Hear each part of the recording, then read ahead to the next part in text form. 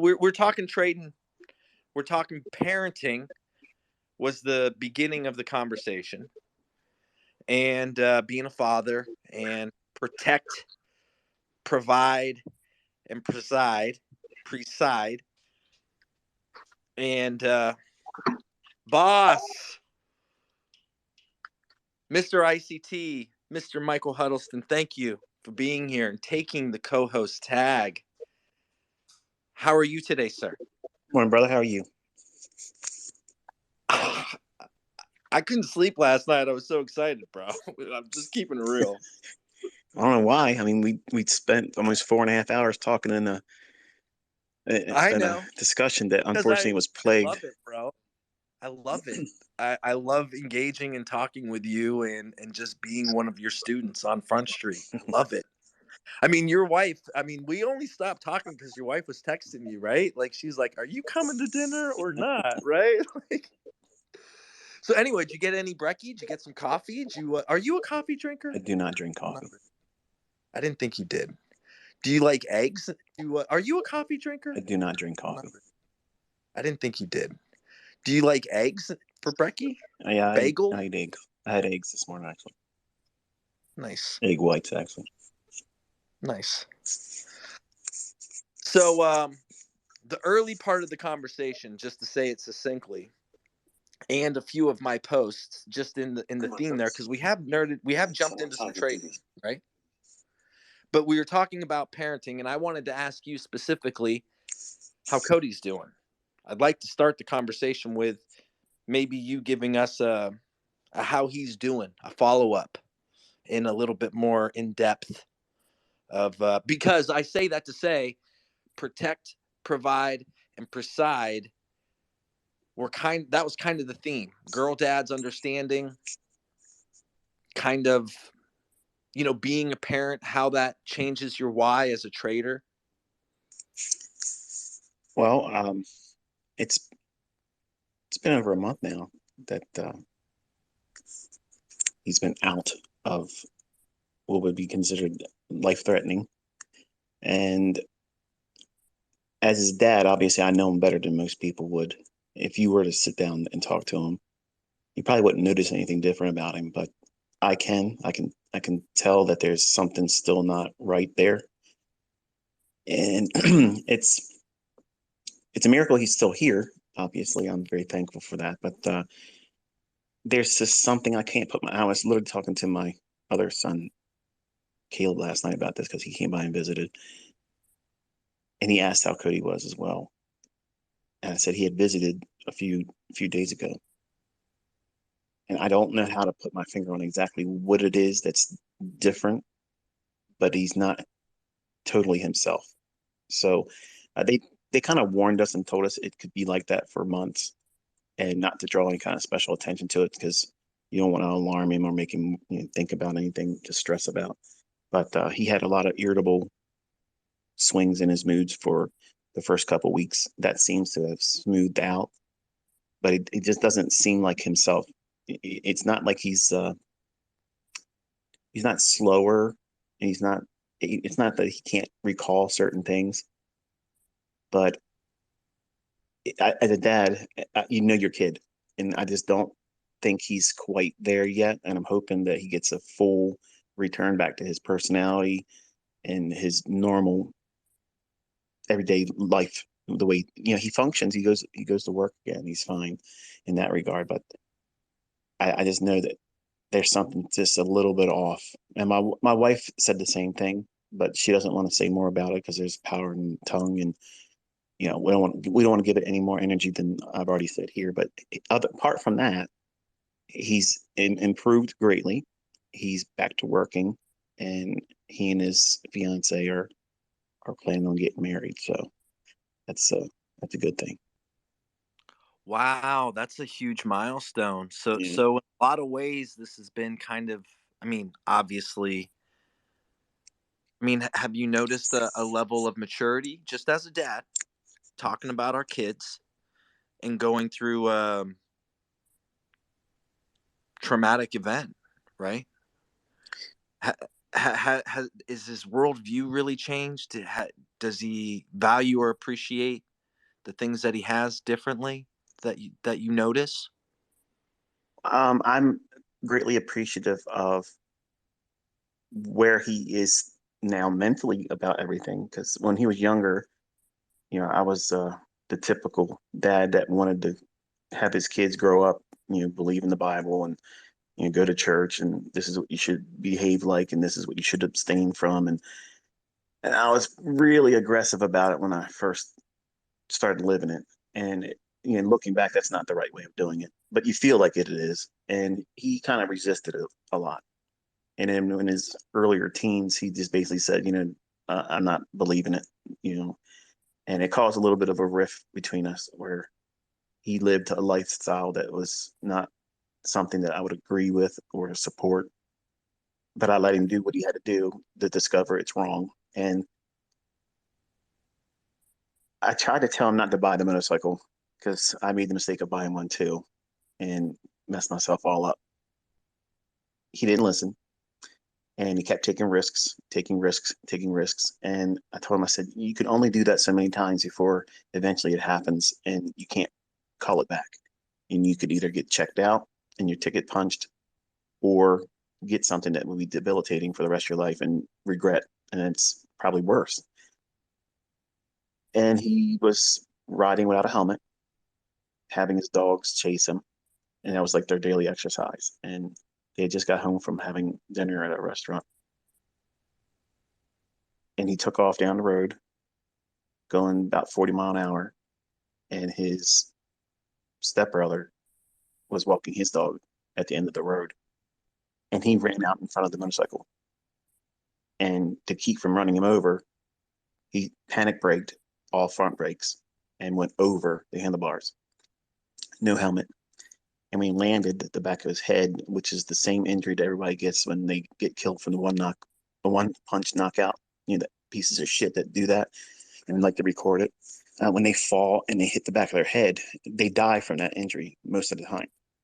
And he had literally a quarter of an inch separating him in that same fate. He was telling me prior to the accident that he was never going to not ride a motorcycle and he wanted to get a faster one. And I was like, I can't stop him. He's an adult. But long story short, now he doesn't want the bike. He doesn't want to restore it. He never wants to get on it again. And he's appreciative that, you know, God spared him. He has a different perspective on his life and how he feels like he's been kept here, given another chance. Um,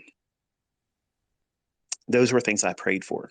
And I literally said, Lord, if you have to put him through something to get his attention, do what you got to do because as his dad, I can't reach him anymore.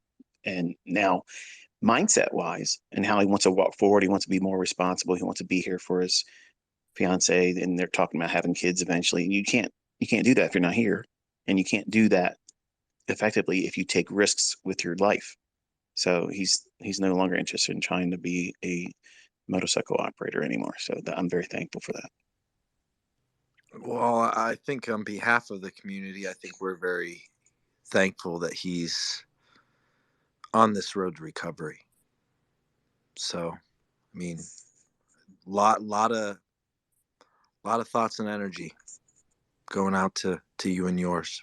And I know he's been a thought on a lot of folks' mind, and it's been brought up to me. And having you here, I'm glad that we're able to talk about it a little bit. You Yeah. know, so I understand how it's still heavy and probably tough to kind of relive or talk about. I can only imagine as a father. So we don't have to harp on it by any means, but I think we wanted to just kind of address it a little bit, if that's cool. Yeah. Um, and we did. So with that, did you? I'm looking at a tweet that is there something you wanted to talk about specifically, or is there a topic that you would like to introduce to the room? No, when we did our interview, I mean, we went for like 4 hours, 4.5 Yeah, hours, something like four that. and a half, almost 5 hours from my Yeah. notes. And we had issues with where on my end, because I was recording it, the video would hang up and it would glitch. And I had another interview that I did, and I wish it wouldn't have been like that as well. But the bandwidth caused a problem for Zoom, and your internet connection was coming through in like breaks. So I didn't want to put that up there, and I told you we could do it again. But I don't think I want to do the video. I think this is actually a better medium. It's a little bit more. Um, I'm more comfortable in this setting. Me too, brother. I Me I too. like the idea of these just being able to speak like out into the ether and not have someone staring back at me and me staring at them. It's a really I'm a very introverted person, and you may not think that's possible because how I go off on the Twitter Spaces, but I am very introverted. And if you ever met me in public, I would be very reserved and quiet, and I wouldn't be like I am usually on a Twitter Space. Like now I'm talking to you, I wouldn't be this comfortable talking with you in front, face to face. It wouldn't be like that. I'd have to get to know you a little bit and be around you a little while, and then maybe slowly work out of that shell. But I saw you mention, or not saw you mention, but I heard you mention um, the last space that you were hosting, and you're asking if it was all right for you to upload what you had. And I was like, there were some things that we talked about that I didn't want. Yeah, I think it's the same thing with Corbs. Right. Corb No, asked a for lot of sure. I, questions. I didn't record anything, by the way. I had one screenshot picture, just one, and I was on an iPad. And out of respect to you, I would never do that. I took notes fervently afterwards just because it was so important to me. But Yeah. yeah, I don't have any documentation or record of our conversation outside of my notes, just for the record. If you did, I mean, I just felt it would be a little bit more organic to sit down and kind of like have a discussion because I love the fact that you've built this community. And while I haven't been in every single one of them since the inception of it, and when I first discovered it, there was a few times I wasn't able to make it because of personal, schedules and things that wouldn't permit me to do it. But when it's available to me to be able to sit and listen to it, I do. I may be doing work around the house or doing things, that require my hands-on stuff, but I'm listening to it in the background. And just to be able to hear, how everybody comes forward, and not necessarily the folks that use what I teach and what I've contributed. It's not just that. I love the fact that there is an acceptance of everyone that is a trader, because I'm vilified many times, and I've done this to myself, and it's part of how I marketed to myself. But I wanted to be abrasive, so that way people would talk about it. And then when they came to investigate what it is I was teaching, um, they would either be converted or do what I believe is impossible, prove what I'm teaching isn't the market. And they have not been successful in the latter, but I've converted a lot of people to see things a little bit differently. And they don't have to like me. It's not about worshiping me, but I feel that the way this industry is going, um, I tend to be the poster child for the chaos side of it. And my community many times gets the brunt end of what's wrong with the trading community. And I don't want that. And when I came out and started teaching for free, I kind of like wanted to remove that stigma that was there. And it's still a useful thing for people that want to market their own stuff. They'll say, ICT or ICT's community, bunch of cult members, and they're fanatics, whatnot, and they think everything else can't make money. I am aware that other people make money. I have friends, longtime friends, that literally use things that have nothing to do with anything mathematical or charts. They just go with their gut and say, "This is what I think is going to happen." And because they do really well in money management, they make profits, but it's not a lot. They still work their job, but they can pay for their little toys every now and then, a couple times a year with what they've earned. Now, does that make them unprofitable? No, of course not. They made money. And I'm not going to criticize them. They don't ask me my opinion of what it is they do. They just think you probably look at what I do and think it's nuts. And I just smile and yeah, I'm not going to say anything, but yeah, I wouldn't do it that way. But your community, and I don't know if it's been like this from the beginning or if it's something that's evolved over time, but you're very inclusive. And I absolutely love that. And I think that that is what makes this trading industry something that's helpful to other people, even if you don't subscribe to the same view or approach to trading. For someone like yourself to help cultivate that and kind of like be the, the the tip of the spear to kind of like say, hey, look, this is what we can be doing instead of saying, you don't do well as a trader, or you're a fraud, or you can't do this, and your stats are less than this one, or this one does it better than that. That really doesn't do anything for anybody's bottom line, and it's a wonderful drama. It creates a lot of distraction from doing the things that matter most, which is improving your own edge and developing who you are as a trader. And for folks that are easily distracted with that kind of stuff and spend most of their time with it, to me, that just indicates that your head's really not in the game. And I love listening to the like-mindedness that everyone has here because they share a genuine concern about progress collectively, not just their individual progress. And they care for other people when they share openly, which is another thing I love. When your community members come forward and they talk about the things that they're going through as a hardship, I can resonate with that because I've been through everything. And I didn't have this type of thing. Like I've never drank alcohol. I never had a substance abuse problem. I don't take medications. I don't take medicine at all. And if I was a substance abuser, I obviously would go to things like Alcoholics Anonymous or Narcotics Anonymous. Those type of support things. I would be using that because I'm a firm believer of being in a community where you can see other people are going through what you're going through, and it's normal because when you go through pain, you go through struggles with anything, it tends to create this depression, and it grips you and it makes you feel like it's only happening to you and nobody could understand. And in trading, this is such a difficult thing to overcome because you're competing with yourself while in a state of ignorance. You can't see beyond what you already know about yourself and what you have a limited understanding about the markets. And that experience is growing very, very slowly in the beginning. So you're constantly feeding yourself reasons to not even try it. And you feel like what you're thinking or doubting or fearful of is only happening to you because you're the failure. And when your community members step forward and they talk about, hey, this is what I'm going through right now. And it's nice to hear other people encourage them and also hear that this is what they did to get through it. That to me is empowering. I love that. And many times I got emotional listening to some of the folks that have been emotional and have their hearts on their sleeves. That's that's tapping into the reality of what it is like to be a human doing something so extremely difficult where it's a thankless endeavor in the beginning. No one's going to support you doing this. In the beginning, everyone's going to give you every reason why you shouldn't do it. They're going to try to talk you out of it. You're going to try to talk yourself out of it. And it's going to be very, very hard to stay with it.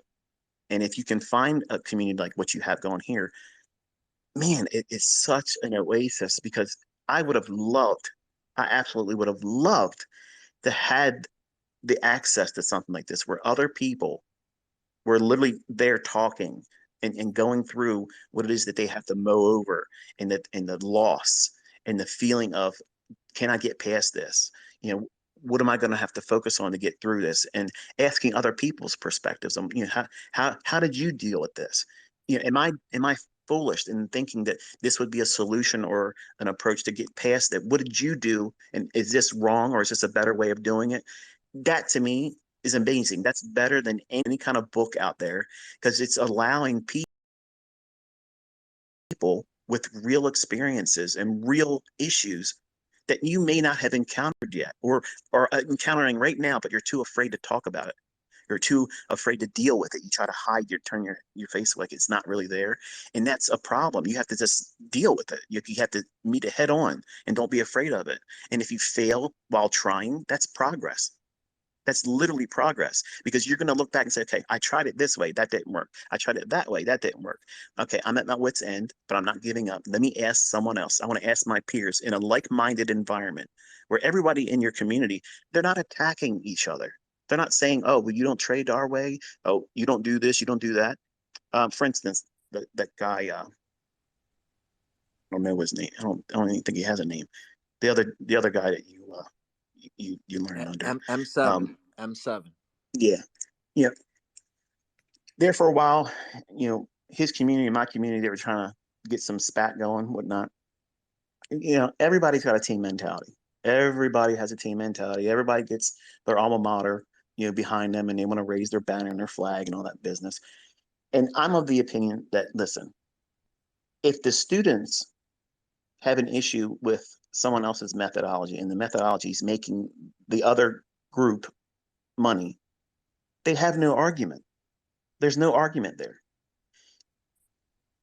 This community, I've never heard anyone in this community say, or at least the ones I've listened to, where they have not been very cordial to one another. And to me, that I have a great deal of respect for that. Because number one, that's not selling drama for the sake of selling your brand. It's reassuring that if they have the results using that methodology or any other methodology, they're blooming where they're planted. They don't need to do or do what I do or what I teach. They could give two shits, really. They don't care because they found something that fits them. And that's all I try to do. I try to cultivate that mindset. Well, whatever it is that you do, you might use just one idea that I have introduced as a school of thought. That doesn't mean I mentored you. That doesn't mean you got to go around and tell everybody I was mentored by ICT and you got to carry me around like a celebrity. I don't want that. In this community, while your your name for the Twitter handle has my name in it, and it's about ICT concepts. It's not predominantly ICT concepts, which that's the direction I want to see. Like I want to see a departure from me, and I want to see what other people do with the information and how it makes them a better human, a better trader, and not have to always reflect back to me. And you've created an environment where you're allowing that. You're not like a fanboy, which I get it because if when I was younger at 20 years old, I would have went nuts to meet Larry Williams. Like I would have went crazy just to meet that guy because I elevated him up to some unrealistic plateau that no man should be placed to. And I'm the least of which anybody should do that.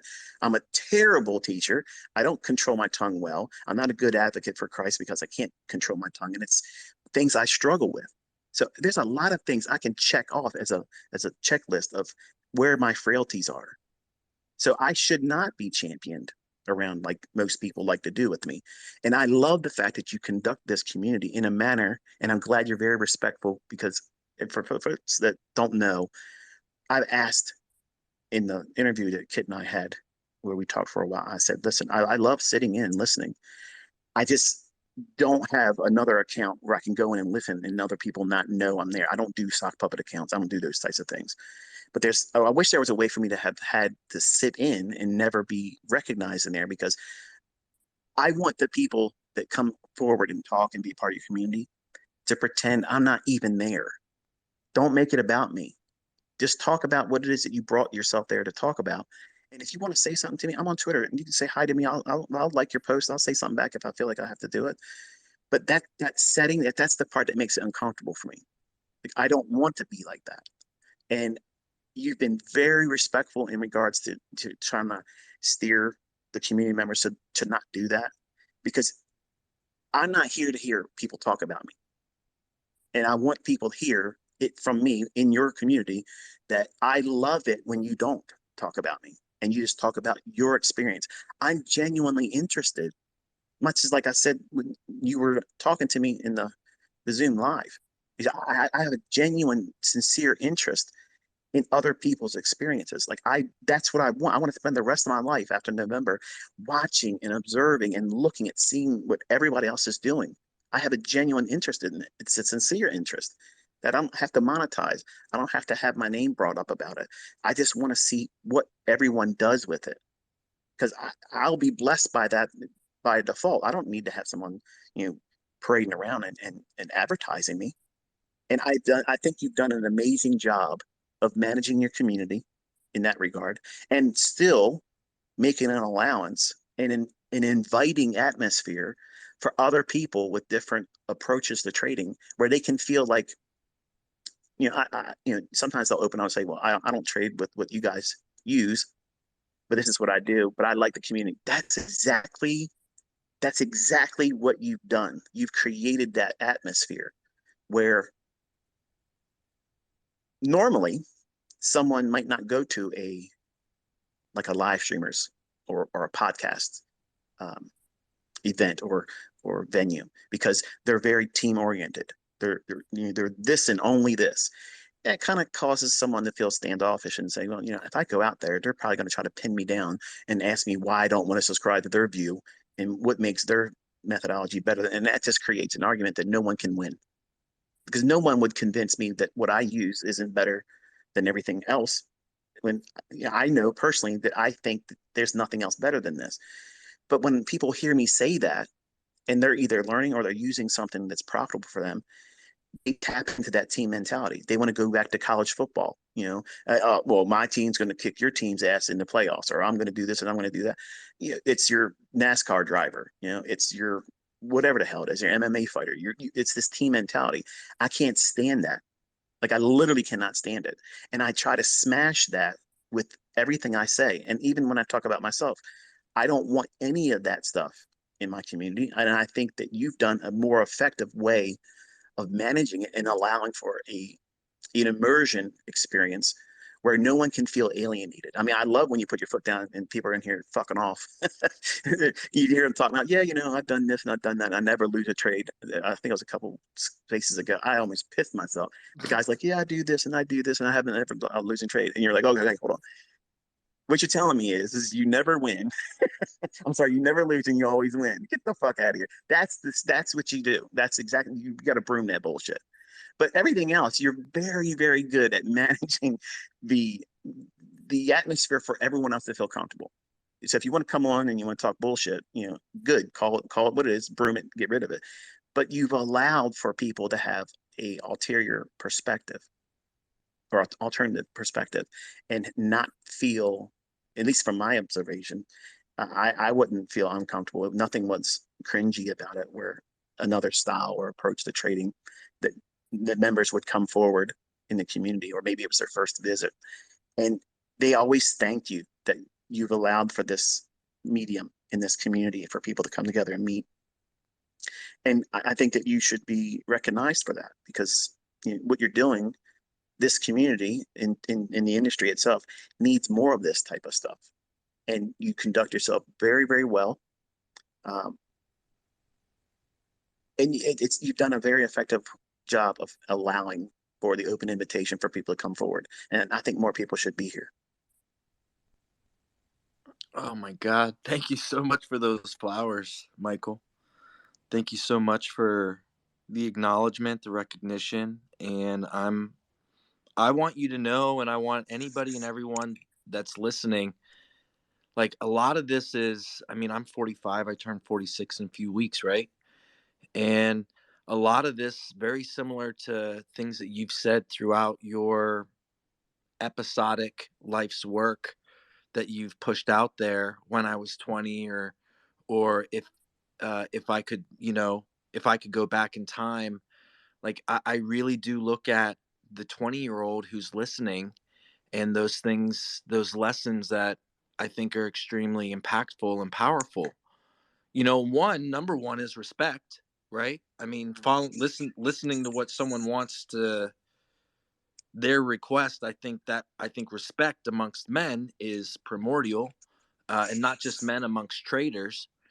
But then also, Michael, I mean, I want to turn and I want people to understand what I believe your life's work is this self improvement manual above and beyond trading, and wherein even how you utilize numbers and timestamps, and whether your intuition is flaring or you're doing it mindfully, or the terminology of a market structure shift and a changing character, and where and how the guide to a person's individual improvement of self, going from that introspective, that intrapersonal dialogue within themselves to where and how they interpersonally can reflect and deal with others and or the market itself. I think it's a masterclass on self-improvement.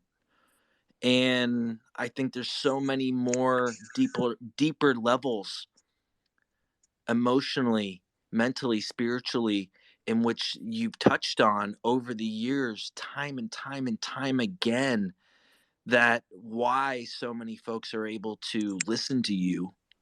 And a lot of folks might not have that father figure. A lot of folks might not have that mentor in a space that needs it. You've done a master class in providing a way in which a young man or woman can really take on these challenges within life and be able to apply becoming a professional decision maker, not just on the charts, in life. And I mean, I just want to tell you, as a student of yours for as long as I've been a student of yours, maybe it's from an older man's perspective, but this community is forged in your work. And I believe strongly the advanced concepts of ICT are the core tenets of which this community have been found on. And you've heard me say it, and I say it again. It's this mastermind principle. We're stronger together than we are alone, that we can accomplish more together than we can together in a year than we could individually in a lifetime, that we rise by lifting others. You've asked this question repeatedly. If you had the gift, you've referred to it to me personally as the increase. What do you do with it? And for me, that's to trumpet as loud as fucking humanly possible ways in which to help other people. We rise by lifting others, which I think is a Rand Ingersoll quote. But these to me are core tenets within your life work that, as an older, maybe more mature father and trader, I've been able to conceptualize and articulate. And we have based everything within this community based off of what I believe are the core tenets that you've provided us as a student body. So I appreciate all the flowers, but I still turn it and say very gratefully, with a lot of respect, thank you. And on behalf of the student body, bro, none of us would be here without your insights and your clarity and what you've been able to provide this global community. I mean, you're teaching third world folks, kids, how to have hope. Man, if It's that doesn't very deserve respect, I don't know what does, bro. it's very overwhelming when, like, I wish I could have more time to be able to reply to everybody that sends things to me. Like, I feel like I'm cheating them from the opportunity that they just want to have a moment to thank me. I see all of the notations. I see every comment. I see every thing that I open. But there's so many emails that I get every single day. Like, it's at a pace and quantity that I can't. If I did it 18 hours a day, nonstop, no breaks, I wouldn't even scratch the surface of the correspondence I get.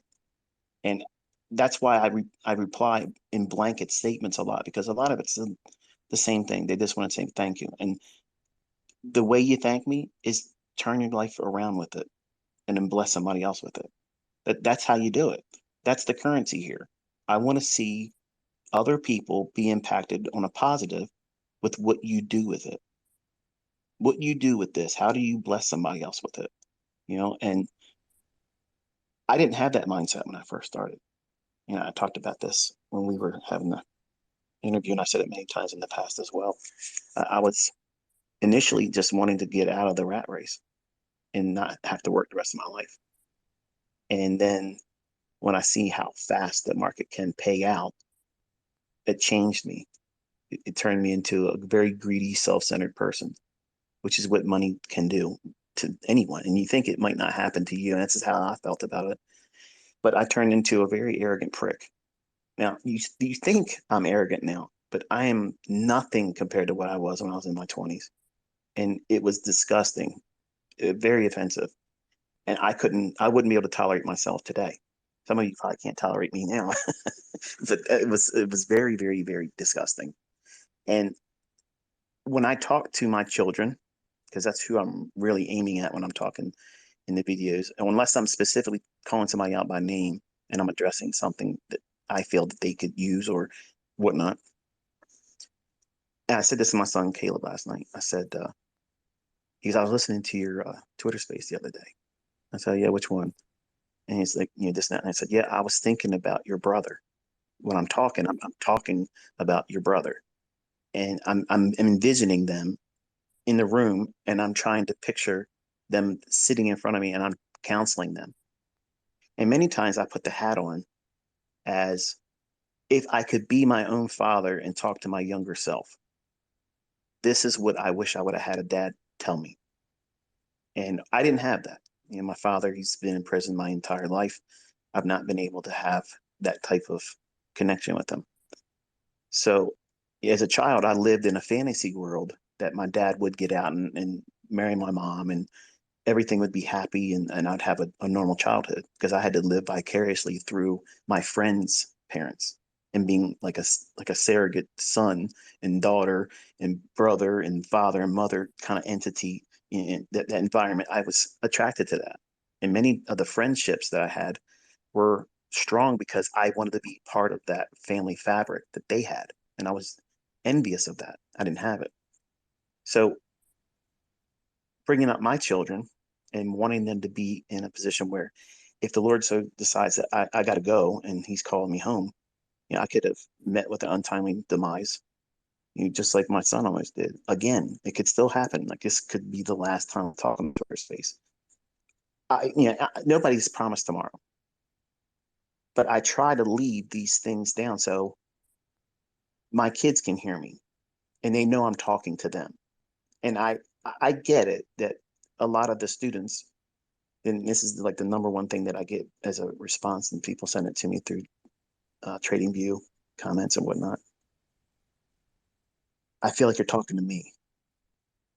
Like when I'm listening to you talk, it feels like you're talking to me. And that rapport that we build together, I'm appreciative of. But in all honesty, I'm talking to my children. And because I'm talking to my children, everything I'm saying is all truth, all emotion. I'm 150% behind what I'm saying. And that's why sometimes I get emotional because I want them to succeed. And by default, because all of you have inclined your ear to the things I'm putting out there, you're giving me your time, which is invaluable. Like there's no price tag to put on that. Like no mentorship cost or fee, could scratch the surface of you giving your weekend hours of listening to some man, talk about things, and you glean from that what you should be doing in your own personal life. Like I'm a regular person. Like that's all I am, a regular person with a lot of various experience in doing things that I wasn't formally trained to do. Everything I learned in college, I don't even apply it. It's not applicable. I couldn't even get a job with it. The Lord said, no, this isn't where I want you. And I asked for the gift of teaching. And I still believe if he gives me more time here, I think I can improve as a teacher, but I don't feel I hit the mark yet. And I want to make lasting impressions on my children. And by default, for the folks that have an affinity for what it is that I try to do, I'm appreciative that they feel that rapport and that they with what it is I'm teaching and sharing, and appreciate the fact that I'm doing it where I don't have to. Like I don't have to do it. And I don't have to make known the things that I give out publicly. I don't have to give the personal things that go on in my family and what my children encounter and how they're wrestling with certain things and or what I wrestled through. Most people would have been too embarrassed to ever talk about some of the things I've brought up about myself. But I want you to understand that there's a real person that went through some of the things you may have not encountered yet. Or maybe you have gone through it and you felt that it was too overwhelming, so don't bother. And you just can't leave trading alone. You just come and you hang around people that talk about it, but you can't do it now because you're too scared. Now, I've been there. I've been there. And my son Cameron, he went through a little bit of it, but he's back in there again. He's up $1,300 on one of his Express accounts. 3 days of winning, and I told him, I said, you just gotta stay at it, and don't keep swinging for the fences all the time. You can't do that. It's normal to try that. It's normal to have the desire to do that. But when you fail and you fall down, that's expected because you're trying to do more than that's necessary. And over time, you'll learn to have better footing. You'll know exactly how you stand when you throw that haymaker, and that way you don't get off balance. You're trying to do everything behind every single attempt, and you'll learn how to measure this activity level that you're trying to produce for results. No book can teach you that. I can't articulate it, and even in videos or Twitter Spaces, that's the part that everybody has to work towards and get with their own experience doing it. And everybody that fights me on this and or asks how long is it going to take, or this takes too long to learn how to do it, it's frustrating because that's the individual that will quit before they get to that one little crossroad where they make the right decision and go one step further. And then now they're at that point where they'll never stop trying. And that's a necessary requirement in this industry because it's so easy to convince yourself it's not worth it. And for a long time, you know, everybody just thought that this stuff is contrived and nobody can be consistent. It can't be predictable. There isn't really any precision, and nobody else can learn it. It's just him doing some kind of magic trick. I have a legion of people all around the world, different walks of life, and they've come forward with their results, and they keep coming forward with their results, and it's in a manner where it can't be faked. And I'm so proud of all of you. I'm so proud of all of you that you've committed your time, effort. You've given up your weekends. You've given up your time in the evening when you come home from work or come home from school. You cram in every possible moment to study and observe and listen and take notes. All that stuff for the folks that are seeing the results. In the beginning, they didn't think it was going to work. If they're going to be 100% honest with you, they were waiting for themselves to be met with the proof that it was not going to work for them. But for those individuals, they kept doing exactly what I said to keep doing, avoiding the things I told them to avoid. And it's hard. It takes a lot of discipline. It takes a lot of effort to stay with it. And you don't get cheerleaded. My wife still, she doesn't understand it, and she thinks it's trivial. Like, oh, it's a video game. It's not an impressive thing to me. She doesn't have the capability to understand the difficulty in what we do. It's not easy. Like you're having to determine the future at a moment's instant, right there. You have to decide what's the future going to bring right now. Is it going to do this or is it going to do that? And if I don't do it right, it takes from me. It takes from me. So I have a vested interest in the outcome of this future prediction. Whereas you play a board game or you play a video game, okay, well, I can respawn. It's not a big deal. That guy may have taken me out in the game. He may laugh at me, do some kind of taunt towards the end of the game, and I got to see that and witness it. But after that, and you respawn, it's over. Who cares? You've done something. You're doing something new. You're distracted. In trading, we don't have that luxury because when it takes something from you, you're in lack. You're underneath the water, and you have to get that back before real progress is seen again. And that difficulty is very intimidating in the beginning. And when you discover just how much you have to go through to really learn about yourself and what you have to overcome and meet and describe, This is what your process of going through this character flaw and overcoming it is going to require. Some of you won't want to do it.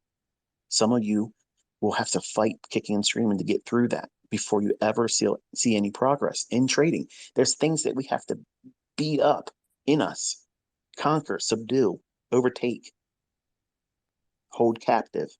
So that way it gives us time to grow outside of those natural tendencies to be human. We as humans, we live with certain attributes that are negative, but we don't associate them as negative because we've grown comfortable with what they are. It might be codependency. It might be staying in a relationship with someone that you know is absolutely toxic, and you're keeping yourself there because the effort and time and energy of making the change and the scariness of it, you're grown comfortable with that discomfort, and you call it normal. You call that normal. And in the beginning, it's normal for you to feel like it's not going to work for you and to doubt it.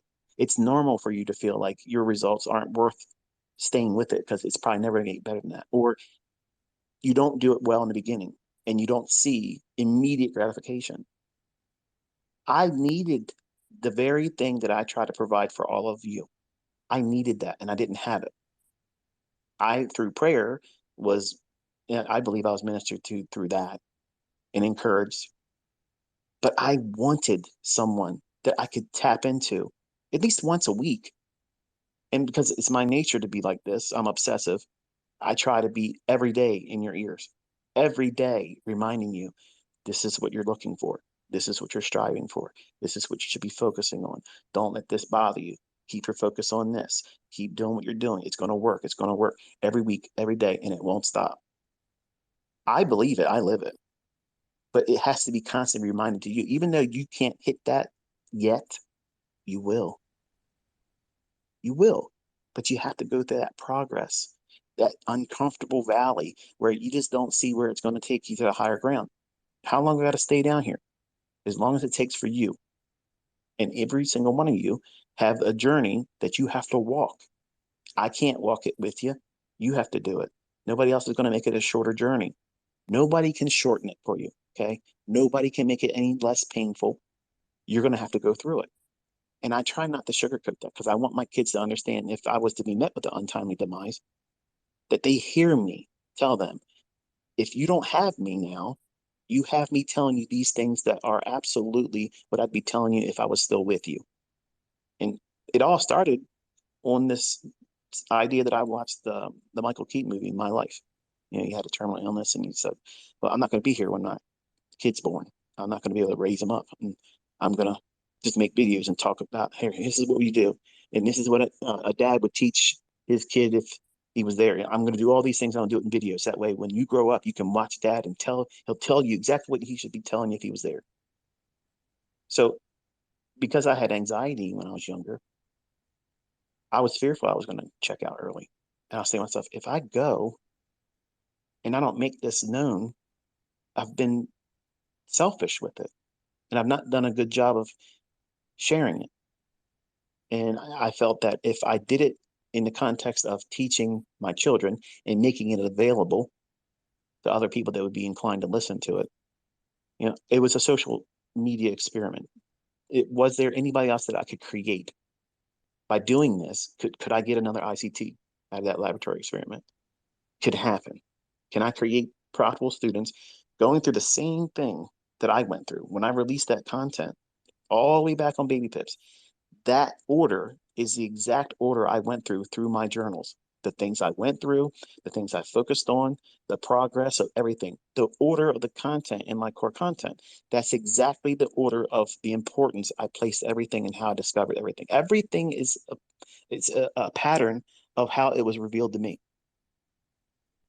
It was absolutely 100% detailed in that order.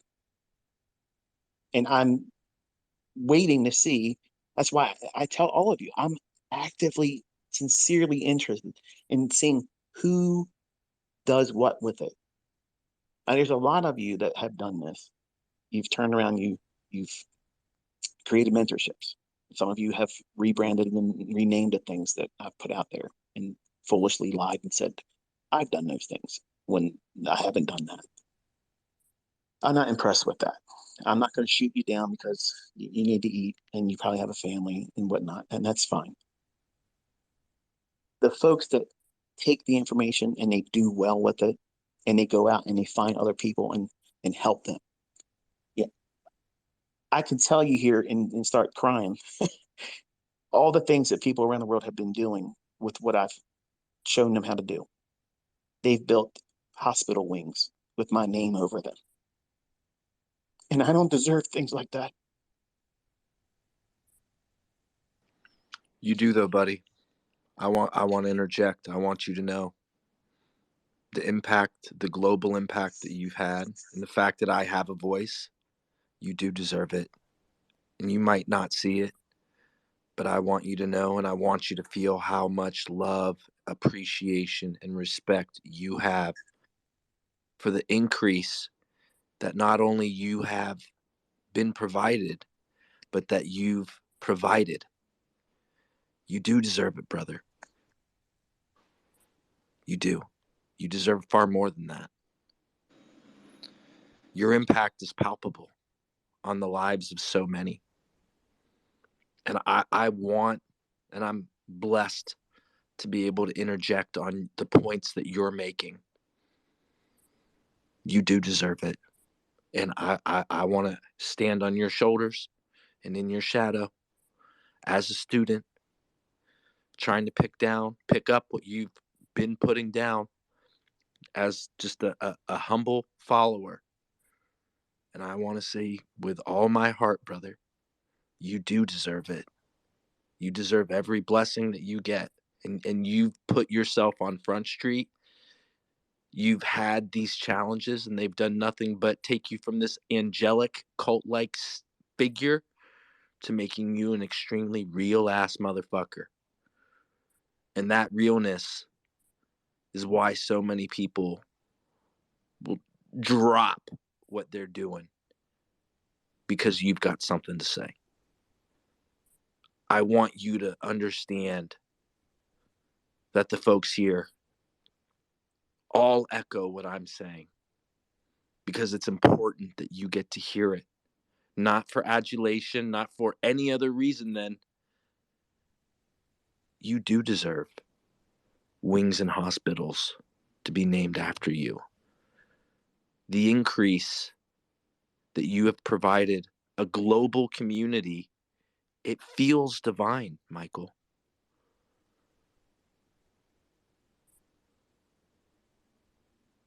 You need to know that as just a peer, as a friend, as a student, as another man, as a mere mortal.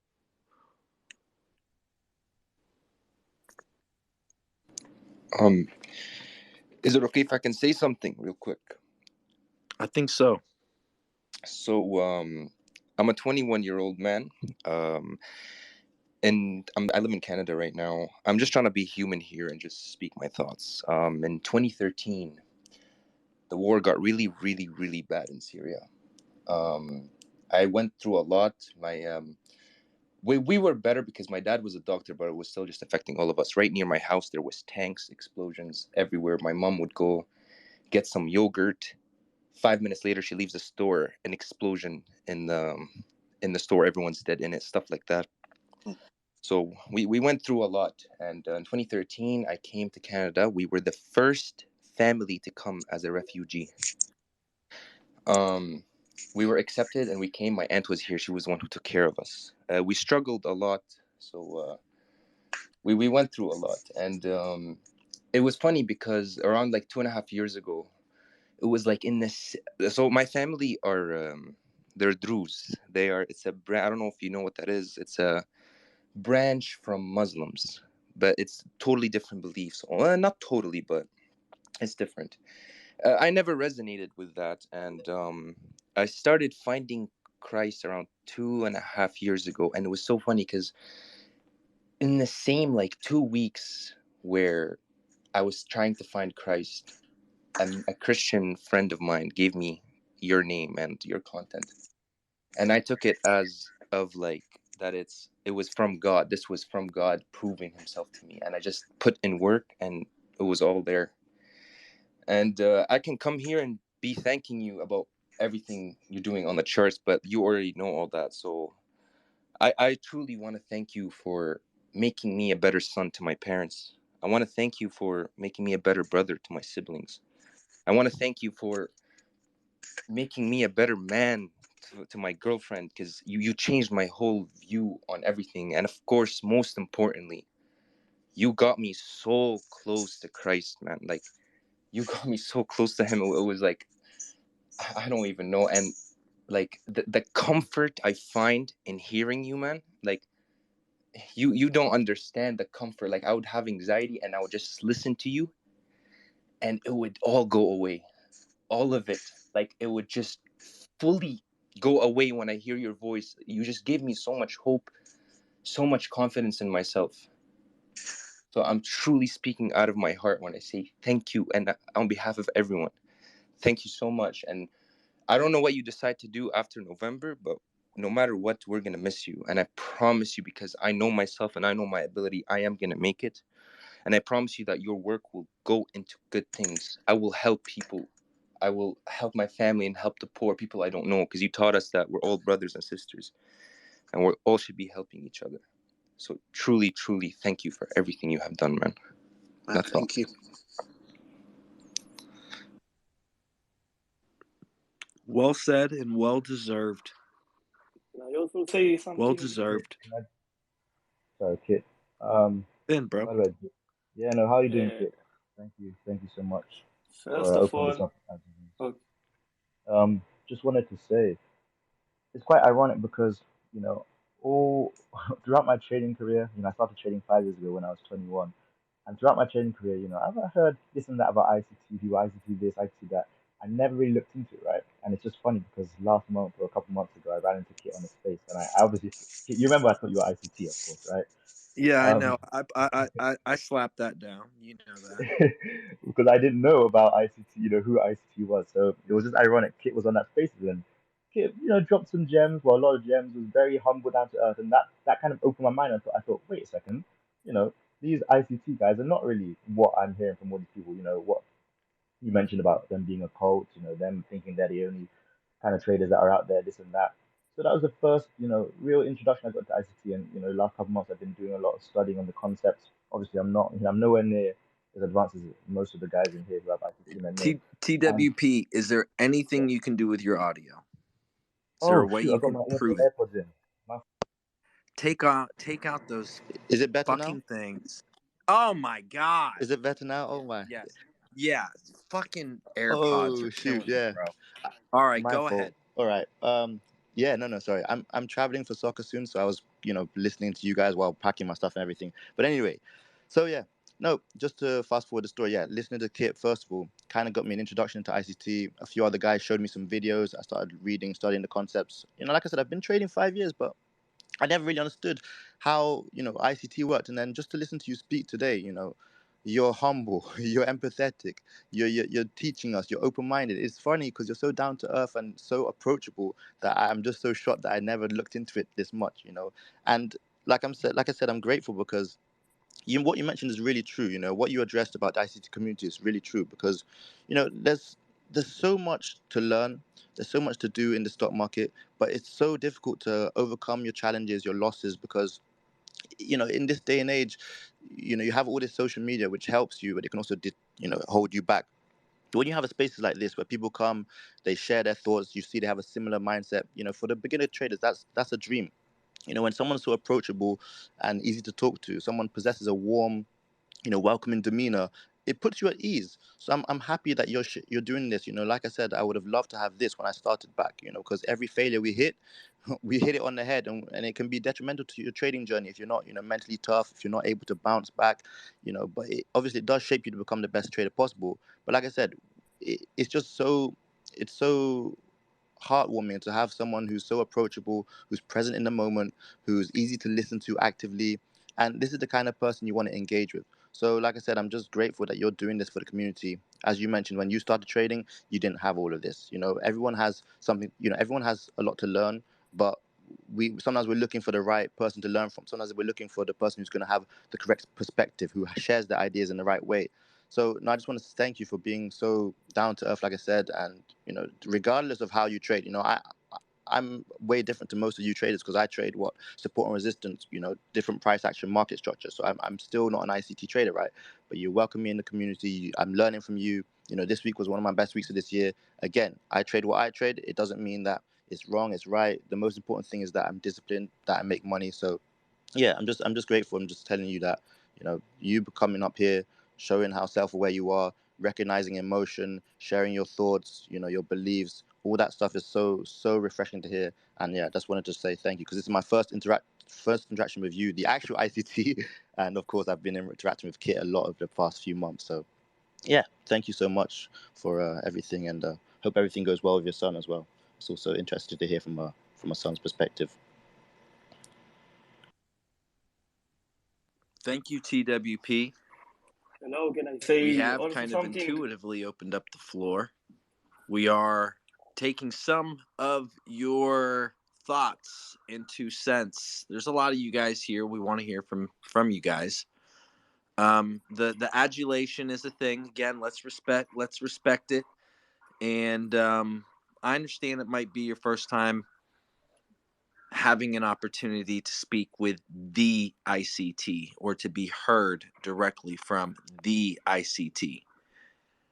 But understand this space and this forum, it's just about traders getting together, talking about life, and hanging out. So I really want to keep that perspective in line with where we're at. And as much as I do. What's that? Yeah, I was gonna say I do have a question for Michael about the charts. If he would like to answer it, of course. I don't know if that was the topic we can go to. We'll see if he wants to answer it or not. Otherwise, I'll. Go ahead, you can. Okay, perfect. Thank you so much.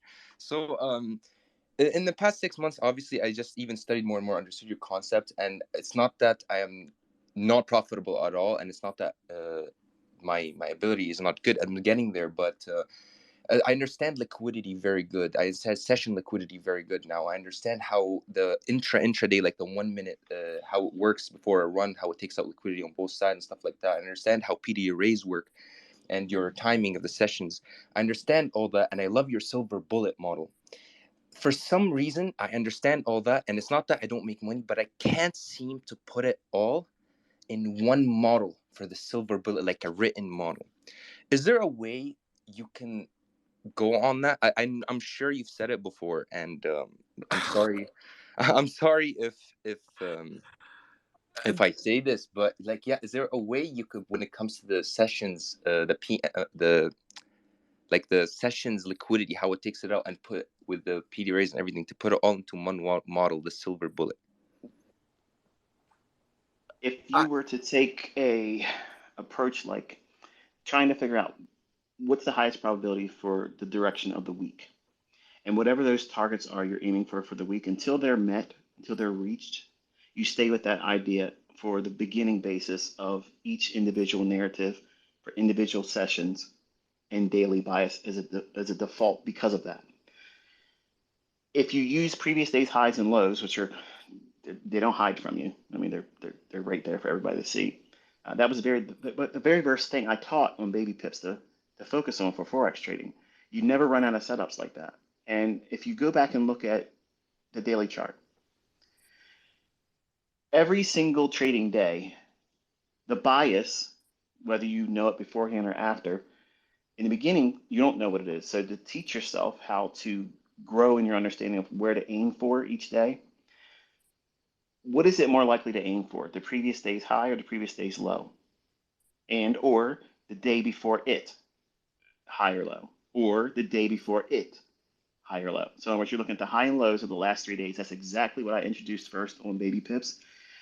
If you use those 6 levels, okay, it's 3 highs and 3 lows, which one has been traded with a fair value gap?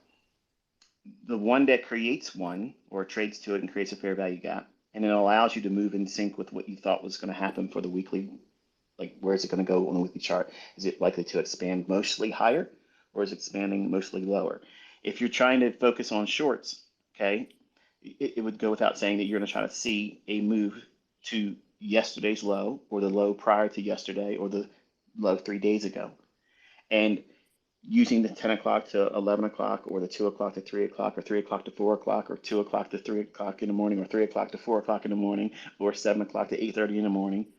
All of those are opportunities for you to look for that simple silver bullet model. Over time, with experience, you're going to determine that every single hourly candle can be traded and treated the same way as a daily range, because everything is fractal. And by aiming for the previous hour's high or low, framing it with that mindset, you can start getting high frequency trading algorithm entries using a silver bullet model for a 15 or 30-second entry or fair value gap. So I could literally talk to you for the rest of today and still not really scratch the surface of answering it, in my opinion, the most significant manner of responding to what your questions ask. I understand what you're asking, but there's a plethora of examples on how to do that, and I just gave you new ones here just in a couple sentences. It's a matter of finding the one that fits you. That's why there's so many things that have to be brought from your own personal perspective and your personality into trading. Can you be in front of the charts at that specific time? Can you trade a setup that would not look like everything else I've shown so far? Because I do other models, and like I have a video that's been rendering while I've been here with you live. I'm gonna upload it here in a moment, but I'm teaching a new PD array in there, and what I actually traded yesterday in non-farm payroll. So if you understand that you are given the opportunity to bring your personal perspective, your personality, and how you are going to allow your trading to be form fitted with the concepts, not take the concepts and form fit it to you. You have to bring your personality to it. You have to allow whatever it is that makes you feel comfortable looking at price and how it invites you to engage with it. I have so many concepts, so many ways to get in that same scenario, but you just have to determine what it is you're trying to do. Are you a reversal trader? Are you a contrarian trader? Do you like to trade with trends that just have been obvious for a long period of time on the 4-hour and daily chart? If you know that it's likely to go down to a level that's 200 handles away for an index future, or 300 pips for a Forex pair, if that's what you're really focusing on, like if that's what the whole model is based around, and you have the commitment to hold for something like that and stay with that idea, then using any time frame less than an hour, you can do a 15-minute fair value gap with the silver bullet mindset. Silver bullet is not simply a matter of limiting it to a specific time. All I've done was take very specific generic times where order flow is going to be one-sided. That's what's occurring there, because the algorithm is going to start spooling and delivering price one-sidedly. And because its nature is to perform that way, if you look for a fair value gap in those specific time windows where the beginning and the ending of it is, it can't hide from you. It literally cannot hide from you. It's a matter of you knowing what you're likely to draw to at that given time of day, whether it be London, PM session, AM session, it matters not. But you have to warm up to the idea of whatever it is you're trying to do. Any one of those particular times of the day, that's where you should bloom, where you're planted. Plant yourself right there and say, okay, I don't care what ICT and the rest of his crew does and what their trades. I don't care about that. I don't care what new PD array or what model I release in October. I don't give two spits about whatever I talk about in the future in a book. I'm trying to nail down one thing so I can start getting good at doing one thing right now. You start with when can you get in the charts? Because if you can't figure that out or determine and settle in on that, nothing's going to work for you. But once you settle in with that, then you have to determine, okay, where's the likely draw on liquidity? I mean, that's the whole basis of what it is I'm teaching, because if you can get to that, and you won't always be correct. Are you in a state of mind that allows for that imperfection? Because many times in the beginning, people don't want to accept the fact that they may be less than 50% accurate. And that's normal for someone that's learning a new skill. And over time, you'll get to that 50-50. And eventually, over years, you'll get to 70 and higher. But you'll still have losing trades. And you'll be in a time when you think that you know where the market's going to go, draw to. I'll give you a perfect example. I was very confident yesterday that the gold market was going to sweep out that low. I literally told my youngest son, I said, I think that it's going to take that low today. And you don't know this until me saying it, but I was wrong in his eyes. He watched me say something and outline something that didn't come to fruition. So do I throw out everything because that didn't pan out? Do I tell him, well, don't worry about learning this now because that one incident where I did it wrong, my expectation wasn't seen in the delivery of price. The model therefore should be thrown away. No. So I don't know how you engage price. I don't know what it is that you're specifically looking for and how you have been trying to frame bias and where the liquidity would be for the silver bullet to even pan out. But silver bullet is just a way for me to describe a return to a very small, insignificant piece of price action that's easily identifiable, which is the fair value gap, on a very, very small time frame during a time when it's going to run for 15 to 30 minutes minimum in one-sidedness in price delivery. So really, if you understand what I just said, there is lots of silver bullets throughout the course of a 24-hour period. And if you're using seconds charts, like 15 seconds, 30 seconds, man, there's dozens of them every day. Dozens of them. And the only thing I've tried to do is limit your focus because so many people have a hard time trying to figure out, well, I don't know what setup to do. I don't know what PD array. Okay, forget that. Here's the PD array. Here's the one little thing, that one little cog that you have to use. Focus just on this, but only look for it between this beginning time and this ending time and practice with that until you get really, really good at doing that one thing. Some of you will never want to do anything else because it makes you your money. And that does not mean you failed. It doesn't mean you're a subpar student. It doesn't mean that my other stuff doesn't work. This means that you've discovered yourself and you've discovered what works for you and you're content with enough. Because with enough, the heavy lifting's done with money management. You can take a small little cookie cutter approach, very simple, small little idea of what I've taught here with Silver Bullet. You can turn that into a fortune. It's all how you manage the money and you submit the time. I literally was telling Cameron this the other day. I said, when you swing for the fences and you're trying to do your model, what you were messing up with is you see how when it starts to run real quick, you take the limit orders off. And you think it's going to keep running and go like 200 handles. And you abandon the easy objective of getting to your target, getting paid, and moving to the sidelining and letting yourself be content with, I made this work for me. And then learn by experience that this is how many times over the course of 3 months, 6 months, a year, this is how many times I did that very thing. And yes, 50 to 100 times more, it went way beyond where I got out at. That's encouragement that you were doing the right thing. But until you do something and get a measurable baseline and prove to yourself that you can be disciplined doing just that, you won't get to these big grand slam home runs where you're doing the full daily range, because that's what he wants to do. He wants to catch those big moves, but he's trying to skip over something. So I'm taking a great deal of liberty, and I'm trying not to be offensive in replying to you. I don't know what you've done, and I don't know how you yourself, and please don't be offended by what I'm about to say, Kit, or anyone else that's listening. I don't want this to be one of those sit down and ask, dear Abby, like I'm gonna have a one-on-one mentorship with No you in doubt. 5 minutes now, because first of all, we won't get through anything, and it'll alienate everyone else that's listening. But I'm trying to be inclusive, so that way everyone that may have a question or something similar along the same vein, you have to have a target. You have to have an approach. What are you framing the draw on liquidity? Are you using a day where you think that it dropped early in the day, but eventually it's going to have a higher close or a higher high in the day?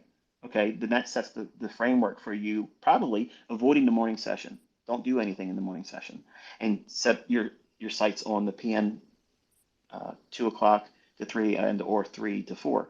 There's a silver bullet in there. Okay, it's going to be there. But what are you going to be aiming for? In that case, if you thought that the morning session dropped was just making the low of the day, and then the PM session is going to just expand going higher, going into the close, Well, it goes without saying that you're going to be looking for expansion in the afternoon.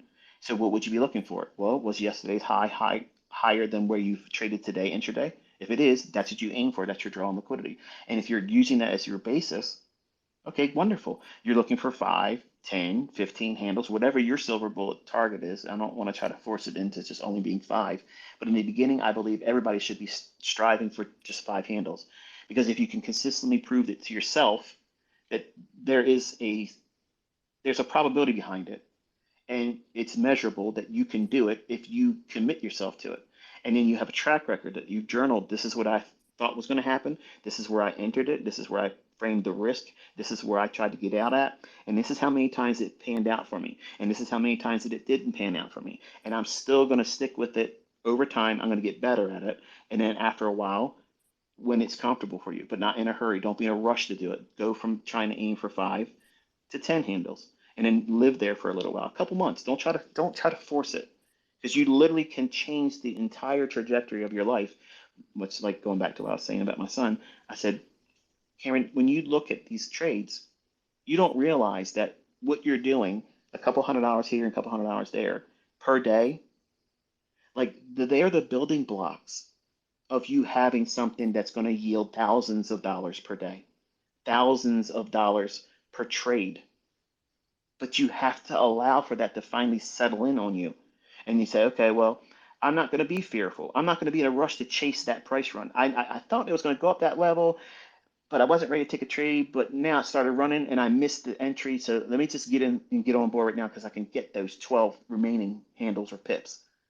That's the mistakes he's making. So he's demanding, he's absolutely precise, and he has to know exactly how far it's going to go.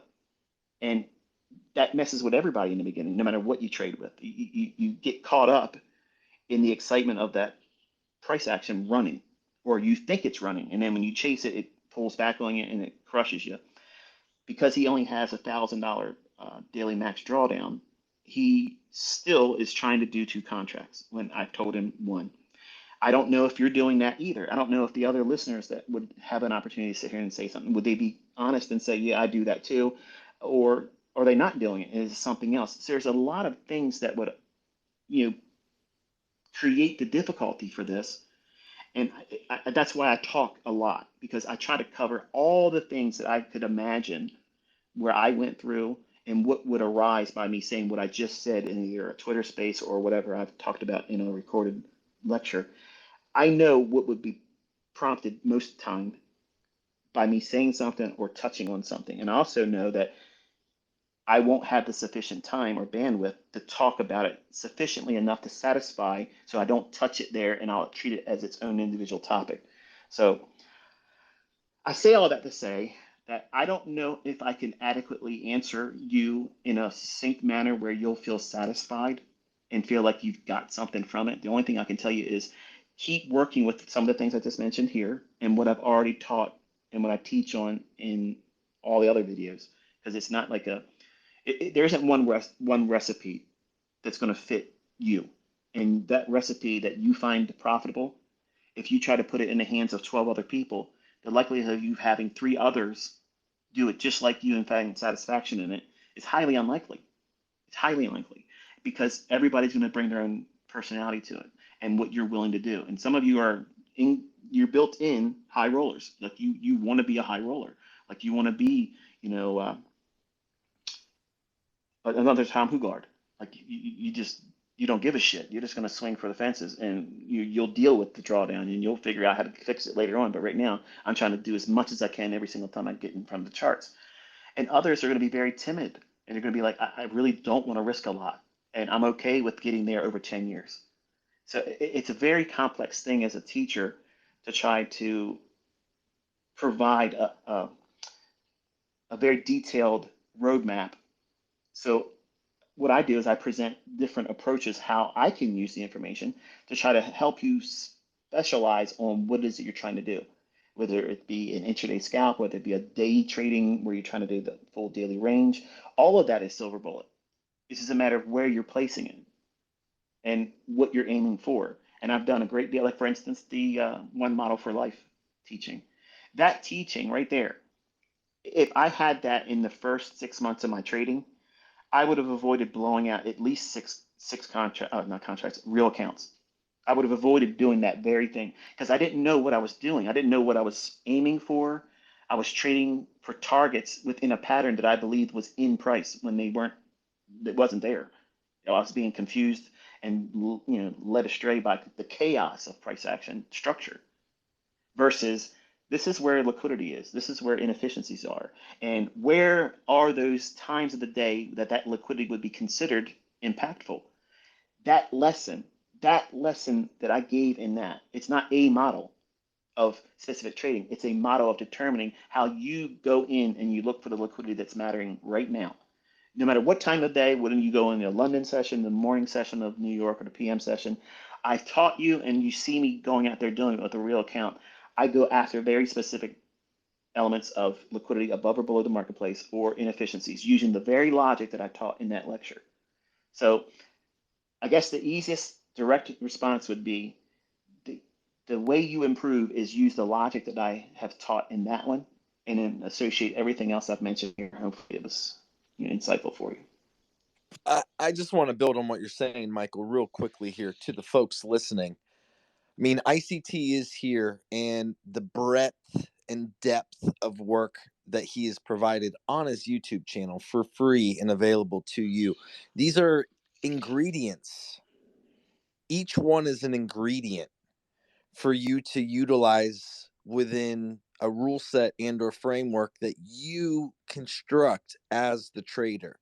So when you come in and you ask, what's this ingredient do? Or, I mean, not that you meant it in a disrespectful way, but what are the rule sets to the silver bullet? Motherfucker, watch the first 5 minutes of the silver bullet video and you'll see what the rule set is for fucking silver bullet. So coming up here and asking, what's this one ingredient that I need to utilize to bake my cake to find consistency and profitability? Motherfucker, go watch the YouTube and pay the fuck attention. One trade setup. I'll tell you what I use real quick. One trade setup for life. I love it. Session liquidity. NWOGs, NDOGs. I can't get enough. They look like 3D fucking goggles for me personally. OTE, the fib. Oh my God. Quarterly levels. Holy shit. Keying these onto, for me, and I mentioned I utilize DR ranges. I don't think ICT who's here has a problem with me utilizing other logic or confluences within the ingredients, the universal ingredients, the algorithmic principles and theories that he's outlined, not in one series, ladies and gentlemen, in fucking every single thing he's ever taught on YouTube. So to have the opportunity to talk to him and ask him to regurgitate what he's mindfully presented in a very logical, formulated fashion for you to apply however the fuck you want. You get to be the trader. He's giving you the ingredients. He's given you the ingredients. All of us are going to see price differently. So thank you, Michael, for being as in-depth and detailed and dropping sauce, keeping it saucy in the conversation here. But motherfuckers, if you're listening to me, this ain't it. This isn't personal mentorship by Michael. You want that, you go to his YouTube page and you can get that there. And you better be taking some fucking notes and sharpening your goddamn pencil. If I could say something real quick. Pretty please. I didn't take his inquiry like that. I think if, like I mentioned earlier, if I would have had an opportunity to have asked Larry Williams something, I had the belief in such high regard for him that if I were have perhaps in the presence of him, ask him, say, hey, look, I've seen you talk about how the bond market does this, and therefore the S&P should do that. And I hear you talk about your RSI, not RSI, but your Williams percent R is like the half of the stochastic that George Lane didn't invent, by the way. And I would like very much for you to help me determine what period Williams percent R I should use if I was using this as a model. What would you advocate that I would begin with and start with? Um, I don't think what the gentleman was asking was so grossly outside of the normal. I just didn't want everybody that would maybe have the opportunity, and I didn't think we were going to have that anyway. I thought we were just going to talk, but if you want to let people come in and No, ask a we can question, talk, that'd be brother. great. I like you and I talking. So y'all put your hands down. This is an opportunity for Michael to have a conversation, and we're here hanging out. And understand that I'm picking up what you're putting down.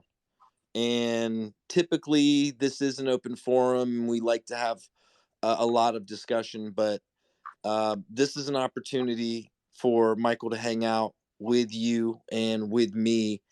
And I like to keep respect within what the wishes are and the chance and opportunity for us to talk, my man. So yes, guys, I'm going to be removing the speaker tags, and we are going to continue having a conversation, and that way it can be a little bit more controlled, a little bit more directed, and it could be hopefully of value with respect to again the man himself. So um, you're absolutely right, Michael. That's what this is. This is us talking, and um, as you're saying, folks like to come in and they want the opportunity, and I know you'll be here again, and they'll get an opportunity to ask questions, and hopefully we can, directly or indirectly answer them or hear that out. So go ahead and turn off your requests, everybody, and recognize what this is and what it's being asked to be, and enjoy the conversation.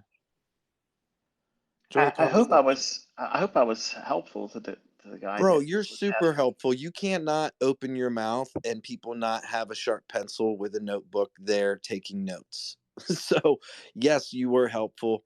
And I'm just the guy that likes to try and pick up the vibe and carry it. And I don't have a problem with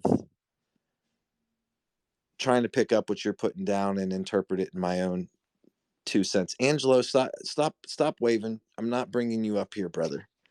I know you have something valuable that you would like to ask, but Is that y'all, the same Angelo that was sending me a text message the other day? So it is the Angelo. Yes, that is the Angelo that actually he was talking to you, and he did ask specifically about your boy, and you replied to him pretty much, thank you for asking. And that's the same Angelo. That's it. He's an Italian guy. He moved from Italy to New York recently. And what is nice, Michael, about this community is getting the opportunity to get to know the name and the story behind the profile. And again, that's all. This is all forged in your shadow. And I believe I'm trying in being here to just pick up what you're putting down in what I consider advanced concepts. Having some form of an increase, I've never felt more of an increase within the market than after meeting you in April. You could say it's divine, random people reaching out to me, random conversations, the universe, God's hand, and I'm forever grateful. And within that, I like to try to be a community, but also be a trader. And I try and offer some form of insights and echoing a lot of, whether it's a fib level that you provided in one of the episodes earlier this year, or specific, you know, conversation alpha that you drop within a series. I just try and echo that. And I think people resonate with that, and they are given an opportunity to kind of ask, do you think he meant this? And they, I know for a fact a lot of folks are kind of starstruck you being here, and they would love the opportunity to engage. So I'm Angelo just, oh, his question has to be adjusted and set. That's so funny.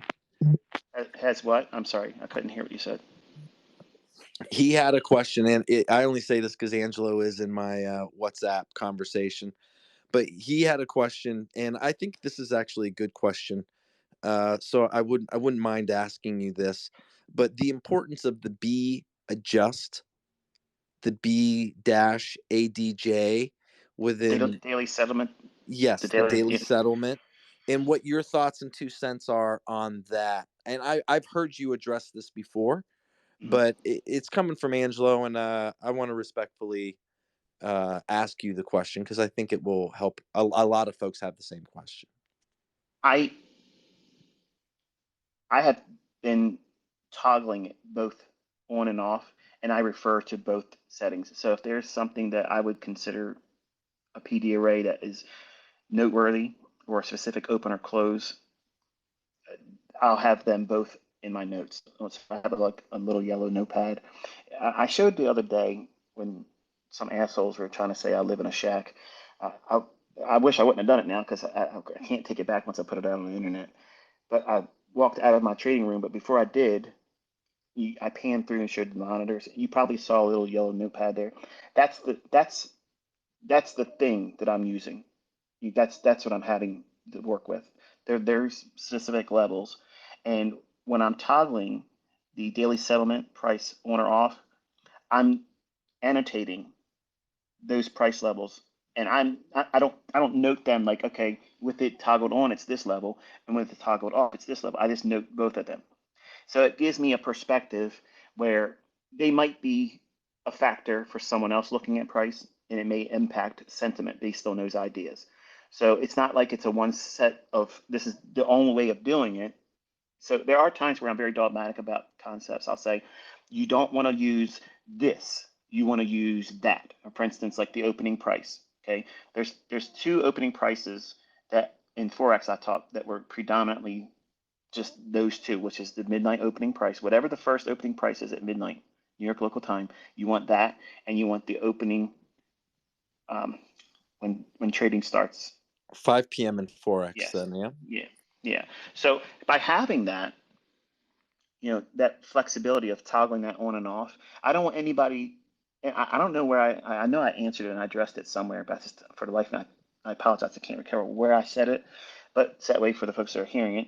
No, that I toggle that on and off, and I get the recorded prices based on whether it's toggled on and toggled off. That's why sometimes when you're looking at it, sometimes it looks like I have it highlighted for the express purposes of showing what I'm showing at that moment.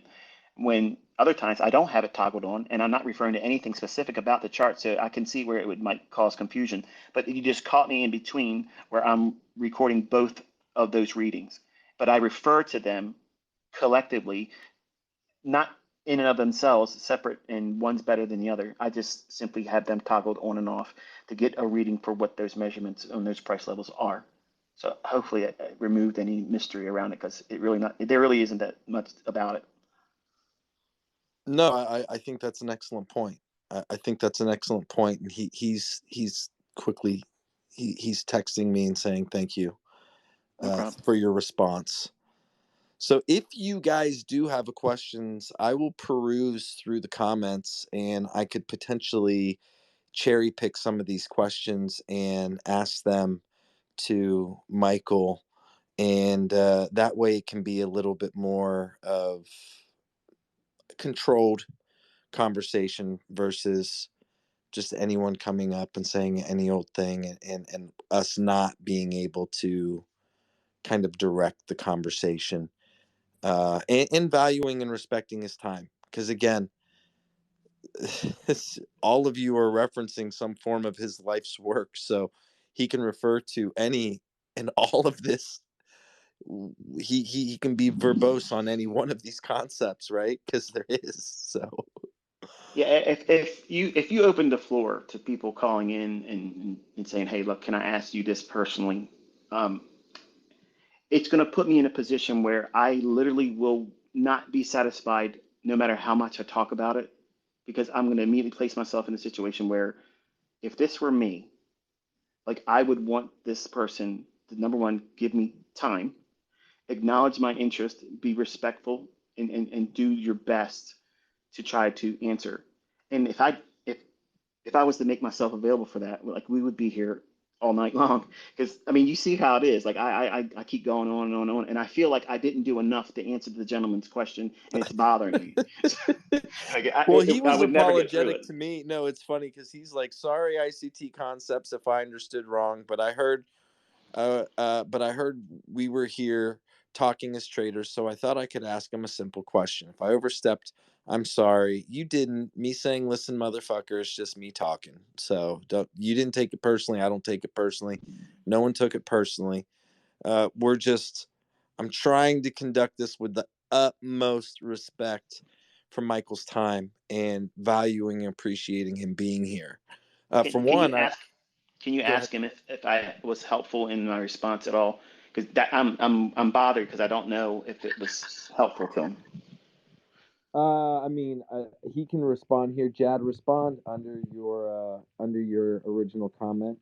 Your question was very good, and thank you for asking because we are always learning. So I definitely see the value in folks asking questions. And I want to just go through.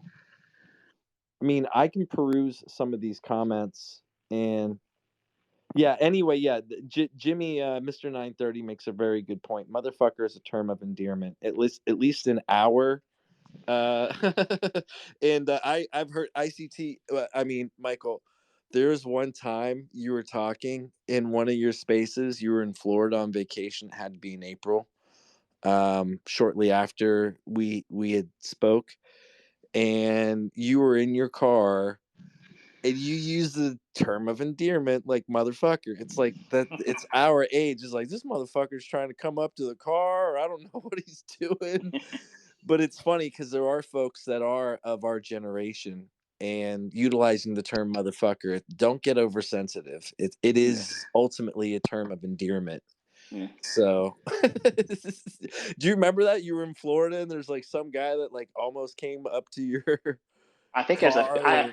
I thought of a few times where that actually happened. I had a guy almost run over top me with his pickup truck, and I had my vet, and I was taking a drive, trying to do a Twitter space, which was not so smart. But I had a road rage incident where, like, I thought I was going to have to get out of the car and whip his ass, and I was like, man, that was on live. Like, I just lost myself right there on live. That's the first thing came to mind. That's what I thought you were talking about. But as I'm hearing it, I remember what you're saying, and it was I was in a parking lot of a shopping center, and the guy was like walking up, and I thought he was gonna like. Many of you don't know. I mean, there's one dickhead that has had people, follow me around, taking pictures and changing the pictures and changing this and photoshopping this and all this garbage.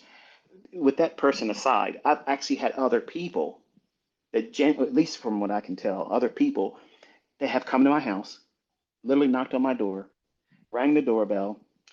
We spoke to them through the ring phone, doorbell, saying, look, we're really not interested in having any conversation or meeting with you. And they said, well, can you just let me get a picture with you? I really would like to meet you. And I had people sitting outside my neighborhood at the exit point, not right in front of my house, because you can see where there's a car because it's pretty open out here. But when you leave the main neighborhood, they're down there parked. And when I pass them, or whenever my wife has passed them, they follow. And then when we get up to a red light, they're like beeping their horn, saying, "Hey, look, hey, can you let me get a picture of you? Thank you so much. Thank you, ICT." This and it's just, I want to say this, and please don't think of me as a dick for saying this, but don't fucking come around me like that, okay? I don't know who you are. My family doesn't know who you are, okay? I don't want to hurt you, and I don't want my family to be afraid. I understand that you might think I'm something special. I'm not. I'm just somebody out here that's sharing on the internet.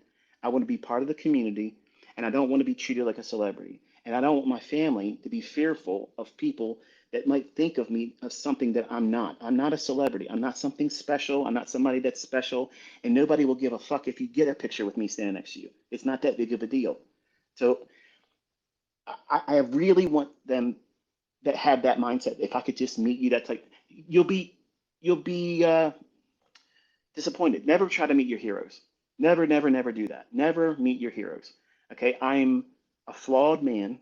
I have character flaws still, and I'm not going to be comfortable if you were to pin me down and say, "Hey, can I talk to you for a minute? Can I get a picture?" I won't want to do that with you, and I'll seem probably obtuse and rude because I don't know who you are. I don't know what you're doing. I don't know what your intentions are. I don't know if you want to hurt me or my family. I don't know what it is that you're doing. And in your mind, you're thinking, I probably would love this opportunity to meet someone like a fan. I don't look at any of you as a fan. I look at all of you as a family member. I'm trying to instill into all of you things that I wish I had, and I want to see what you do with it. I'm not trying to cultivate this atmosphere where you all treat me like a celebrity and put me on a pedestal and then want to invade my personal life. I would not be comfortable with that at any time. And sending me gifts. I don't want any more gifts. Stop mailing shit to me. Stop sending me stuff. Okay. It's too much. It's uncomfortable. My wife is uncomfortable by it. And my daughter literally had to move out of this fucking state for this very reason. She's got anxiety. She's tore up all the time. She's constantly thinking someone's following her when I know nobody's following her. Nobody knows where the fuck she's at. Okay. But this whole like trying to get closer to me type thing, it makes me uncomfortable. It makes my wife extremely uncomfortable. That's the number one reason why. She said, listen, your fucking ass is off in November. It's done. Pick the date, and that's the date it's going to be. That's why it's the 11th. Nobody's pushing me out but her. She's scared. Too many people have intruded in our lives for all the stupidest fucking reasons. Like I'm some kind of MVP fucking player on a sports team. I'm nobody. Like I'm literally just an average guy. I have something I've shared, and I want to sit back now and let everybody else have fun with it and live their life with it. I don't want people trying to invite me to special events. And I've had literally so many people reach out for things like go on teaching circuits. We'll pay for you to fly here. We'll put you up at this. We will pay you money and do this and do that. I don't want any of that stuff. I don't want to be anything more than I already am, and I want to reduce. So, Bro, for what it's worth, I think you coming here and engaging with the community on your terms and with it just being you and I, being a conversation. And if folks do have a question, they could ask in the comments. I think this makes you very approachable to the community. You can hear from them, they can hear from you. And I mean, you have been on this elusive pedestal and you've had to be based on your personality in the way you've delivered content through having the private mentorship, through marketing, and then through and where and how you're exiting, right? I don't mhm, think there's any fault to that. I'm just trying to like see it from both sides, right? I get your point. You engaging with folks on your terms or giving them the opportunity to engage with you, bro. I mean, I personally think this is a great platform that has been kind of curated for something form fit for something like this. yeah. So I just wanted to have the opportunity to like really like you and I when we talked. I told you this. Like this is it's very concerning for my family.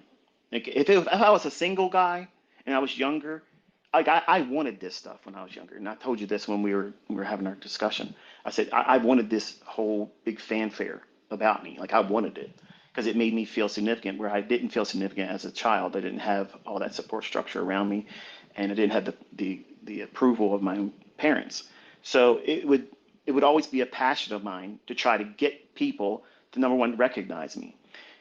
And I can tell you, some of you younger folks out there that think that you want this, even though it's not that big of a deal, like in the grand scheme of things, I'm still nothing. But the little bit that I have, it's extremely uncomfortable. Like I don't know when I go out in public if there's going to be someone that's going to come up to me and say, "Hey, can you sign this book? Can you sign my journal? Can you get a picture with me. And if you could just place yourself in that situation where you have a wife that has never had the full attention of your entire marriage because of these markets. These markets have been my mistress, and she's been playing second fiddle to it. And she's finally pinned me down and said, "Listen, like we will divorce. That's the terms. That's what she laid down for me." So that's why I'm telling you, the people that are making side bets that I'm not going to go anywhere, I'm fucking gone. I love my wife. I love my family. I'm literally unplugging because I want to give her what she's deserving of, what my family's deserving of. But my concern is this. I'm afraid when I stop making myself available online, more of you that want to meet me for the silliest of reasons, because that's really what it is. Right now, it's just because, you think there's something special about that experience. There's nothing special about that experience. And I don't want to be rude to you if you were to pin me down in public, because I would not give you the time of day if you tried to do that. I would turn away and walk away from you. And I don't want to have that experience for you or me. And I wanted to convey this to people out there, because I don't like what it feels like to be like this. And if I was to get bigger and more popular, it would be really detrimental to my relationship with my wife.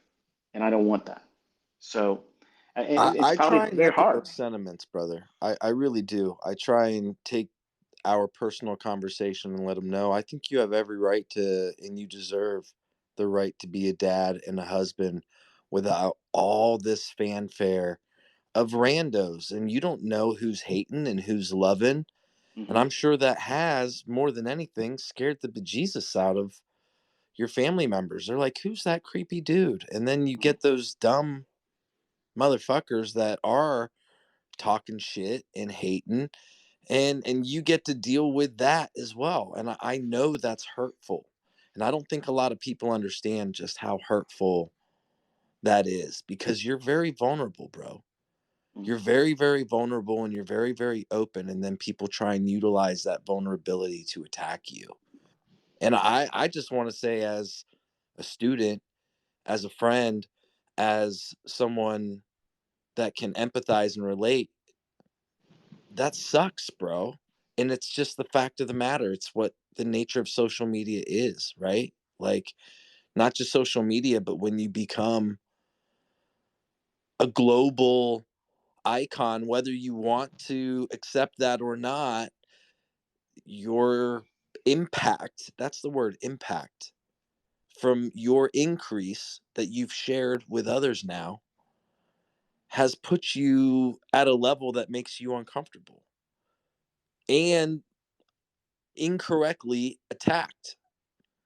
And I understand, and I want other folks to understand, that you've got every right to just be a dad and just be a husband and request and respond to the requests of the most important people in your life.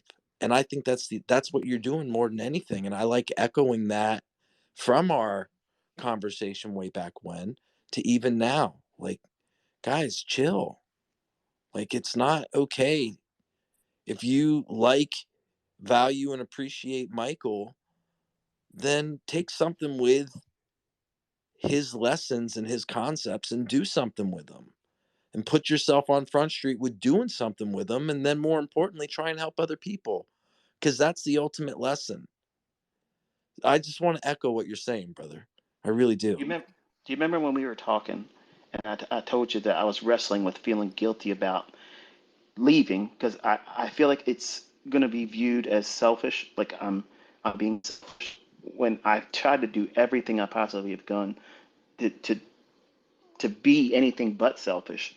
But I have a wife, I have kids that I did not spend much time with in these markets and the things I did with people on the internet, I'm not talking about just mentorship, but like all the time. Like I would be answering emails back on Baby Pips, and I loved it. Like I love it, and it's going to be an adjustment for me not to be doing it anymore. So I wrestle with that guilt of should I feel this way? I'm very, very passionate about it. But if it's going to be a choice of staying married or doing this, I'm staying married.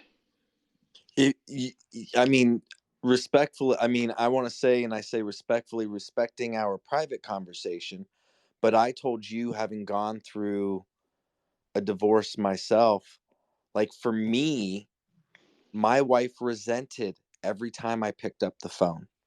Every Mhm. time, and I didn't even have a fraction of the following, but it had to do with like the markets became to her like a mistress, Mhm. right? It was diverting attention. And you have the markets, as well as even back in the day with baby pips. I don't know what the exact numbers were, but you had tens of thousands. I mean, I want to say it was like 30, 40, 50,000 people way back when, before it was the global body that it is now, to the tune of millions between combined socials, right? So I could empathize and relate as a husband, that dirty look that my wife would give me just by picking up the phone, like, you're not focusing on me, Mhm. motherfucker. That can't last. Yep. And I feel like I can empathize with you on that. And I've gone through not one wife but two wives, and I've chose trading in the charts over my relationships with them. And at times I'm very, I regret it. But at other times I say it's the best thing that ever happened to me, because it's bringing me more to my real self. So I can, just like then, I want to say it now again on Front Street. I mean, this was the conversation that we were having, right? Like Mhm. Yep. this was something I think that's extremely important for folks to really understand the real you, not ICT, the global icon, Michael Huddleston, the man, Mhm. Did being a we talk about father. some of the things that we did in that conversation? Like I was giving you some questions and I was interested in your responses, and I think, I Yeah. don't know if you've said it in other, maybe you did, I don't know, but I kind of like want to do a little bit of, you know, recanting of what we discussed, because if we were to close it and this is all there was to discussion that we've had today, it's going to feel like, well, it was kind of flat. It really didn't do too much. I mean, we chit chatted a little bit. One guy asked a question, some other person gave some approval and appreciation, which I'm thankful for. But at the time when we were talking, I was doing interviews and asking folks, how they got into trading, and what was the most difficult things they had to go through while learning, and what were those things that they leaned on to keep themselves motivated. Because I mean, you're running a community, okay? You are the cheerleader, but who's Kit's cheerleader? Like, what did you do to stay motivated, to kept you hopped up, keep going forward, and that energy that it gave you to be this spearhead, to be a driving force, to encourage other people, and to lead a community that has a like-mindedness about doing these very things. Before you got to that point where you decided this is what you wanted to pursue, like, what were you leaning on? What did you fall on and say, okay, I'm weakened at this point, but I'm going to lean against this, and I'm going to let myself grow in strength again, and I'm going to go right back in and plow again. I'm not going to be discouraged. What were those things for you? Oh man, I had some dumb blind luck within the market. I had wins that I couldn't replicate in a million years. I just got lucky. And I can't say with a straight face that the wins that I had early, I mean, I bought Tesla early just because my high school buddy was like, we need to buy HSBC, we need to buy Kroger, we need to buy Santander, and we need to buy Tesla. And this was a buddy of mine who had a degree in finance, who went to Hawaii and was trying to become a Navy SEAL, and has been a lifelong friend to not only me, but my younger brother. And his older brother is my daughter's godfather. So, like, this union of two brothers, two sets of brothers, just that from early days of high school, riding bikes, going to the street fair, first time ever drinking, sneaking the old man's alcohol. This guy gets a degree in finance, and I'm womanizing and living in Brazil, backpacking. And I come back and I work and I have a tip job. And the tip job was at a luxury hotel, but I made really good money. And it was like I was taking all of my tips, my daily tips, and saving them. And I was saving them. And my brother and my friend are hodlers, hold on for dear life. They still have an amazing stock portfolio. Both of them do. And where I was different, or where I wanted to be different, was I made a lot of money on buying some of these stocks way before they split. And, then they split and it became a lot of money, and we kind of fell into like this windfall, and they continued hodling, and I wanted to be different. And I got into options and options trading. And I bought some stupid ass course on animal patterns, and I spent a ridiculous amount of money on it. And I started following, I saw you on Baby Pips, and having had bought this course, I started like this thirst for knowledge of information of the markets. And I started trying to apply the bootleg versions of shit that I could find from you to equities. And I paid a ton of attention to ES and VIX within trading different companies in the S&P. And so trading, I was in options, and COVID was COVID, and I had another windfall, and I made a shit ton of money in days that most people have never made in their life out of the market.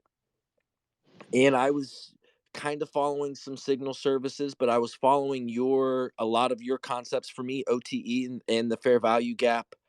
I thought I had unlocked the markets by measuring fair value gaps and gaps with fibs. And that was, for me, what I thought was the answer. But ultimately, dealing with options, weekly options, 0-day options, I was very inclined to take on risk. I was all about going. I refer to the term affectionately, but I'd say I went balls deep on a trade. And where my brother and my best friend were hodlers and they weren't interested in trading, I was like, nope, this is it. This is the answer. This is how you take money, and money works for you. And I started making and losing salaries of what I would in a normal year work an entire year to make. And that would happen in the tune of an afternoon. And so I had a windfall from hodling. I got into options and I applied ICT concepts. And for me, back in the day, OTE was it. And I thought measuring gaps and measuring fair value gaps with not just structure, but gaps and fair value gaps with a fib, which I still believe in, but I couldn't replicate it. I wasn't consistent, and I was extremely risk averse. And that was about the time that my daughter was born and that I had my first divorce. And, I I say that was around the time I'm referring to, like, because the timeline has to make sense. The timeline was I bought Tesla and a lot of other stocks. My brother and my friend held. I held for a while I worked. I got a degree. I was an adult learner. I became a construction engineer. I worked in development. I managed funds for the state of Ohio in building schools and school districts. And to the tune of hundreds of millions of dollars that were being allocated from tobacco money that the state had won and had a mandate to apply towards underprivileged school districts. And I was on a team of 6 very small team managing an extremely large fund. And so within estimating and construction and development and deploying these costs, I could see these really big numbers, and I had to sign pay applications, a $3.5 million pay application to or a contract to a general contractor who then was getting paid hundreds of thousands of dollars monthly based on my progress reports on their schedules. So construction and development was where I started seeing these big numbers and trying to manage shit. Sounds a lot like JCap. Yeah, I mean, Jake Cap's my boy. He's honestly one of my best friends, and him and I, within having both lost our fathers and within both having degrees in construction management, I talk to Jade Cap regularly. I mean, almost daily. I've mentioned before Trader Roundup, the 501c3, the business 501c3 nonprofit is owned by Jade Cap, Rodrigo, his best friend, and also a very good friend of mine, and myself. So the 501c3 that we have that is called Trader Roundup is Jade Cap, myself, and Rod. So I have a very close affinity and respect and love for Jade Cap. And a lot of that's come through his background, his personal challenges, in in dealing with death in his family, but then also his approach on trading. So um, I say all of that to say, like, kind of getting back to the original question, was I had these wins and they were not sustainable. I had this appetite for risk that was not sustainable. And it burnt through my relationship with my first wife. I continued working in construction and construction management, construction development as my primary income. But I was and always have been and will always be a London based trader, because being a father and having to take my kid to daycare and having a job and having to work with architects and contractors and owners meant that during New York, I couldn't trade that. The only moves I was going to find, if I was going to find, was waking up super early and focusing on London. And then even studying you said there's going to be an army of folks that once they really understand ICT concepts are going to trade London. And I've kind of always thought of myself being a dad first and foremost, and how much of this audience is old enough to be our children, your children, my children. M7, I threw as well, that similar age, all similar age in our outlook on life, Generation X. And I kind of told myself within all of this, while I still was happily married to my second wife, like, I'm going to be that motherfucker within ICT. And part of my self speech and manifestation, Michael, was talking to myself like, I'm going to trade with all these hopes and aspirations. I'm going to trade like Michael. And for me, it was always this one day. And I would trade London and I'd go to work, and my uncle lived with me, bro. My uncle, who ended up dying of cancer. It's been a year. But what drove me to social media and quitting my job, I was managing a $50 million portfolio and meeting with the owner, the architectural group, the engineering group, the interior design group. And I was single-handedly managing the schedule and the budget of a $50 million development portfolio.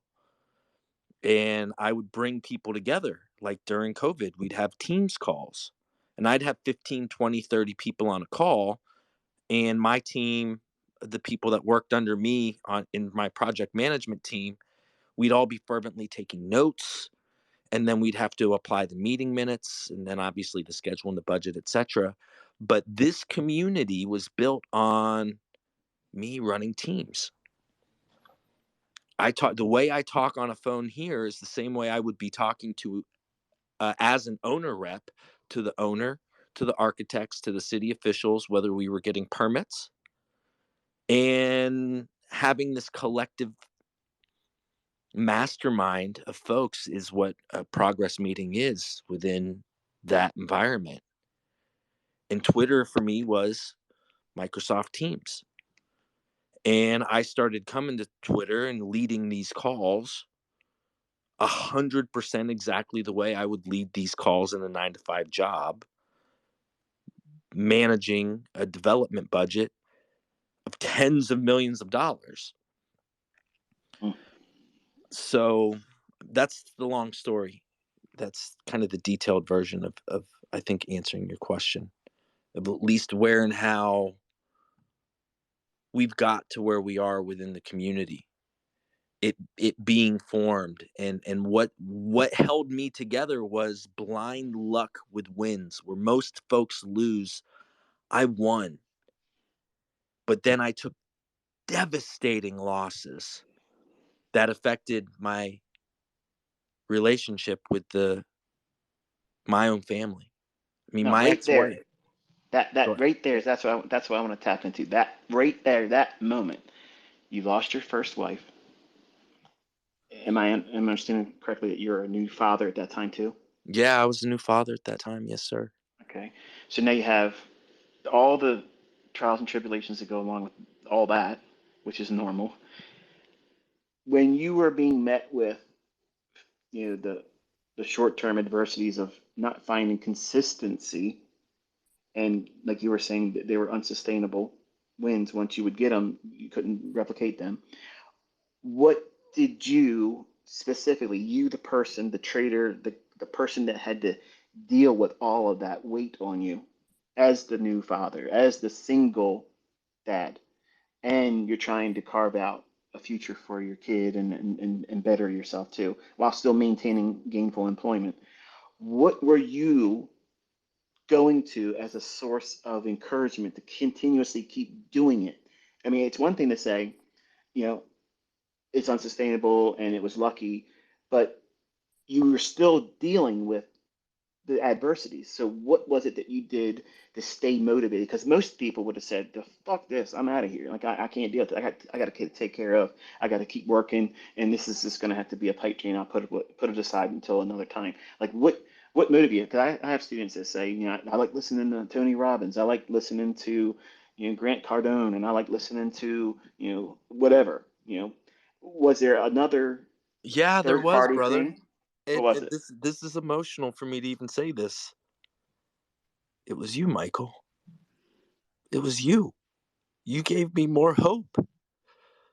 You empowered me. And the more I found you, and the more I listened to you, the more I knew that I could find consistency, and that it wasn't blind luck, and that it was a skill set. And I had to work a full-time job. I had to be a dad to a little one. And I had to come home and I had to put away the gambler and I had to dial into you, which is where and how I started literally memorizing your work and getting access to whatever I could get access to. I am not a private mentorship student. I said this in our conversation before.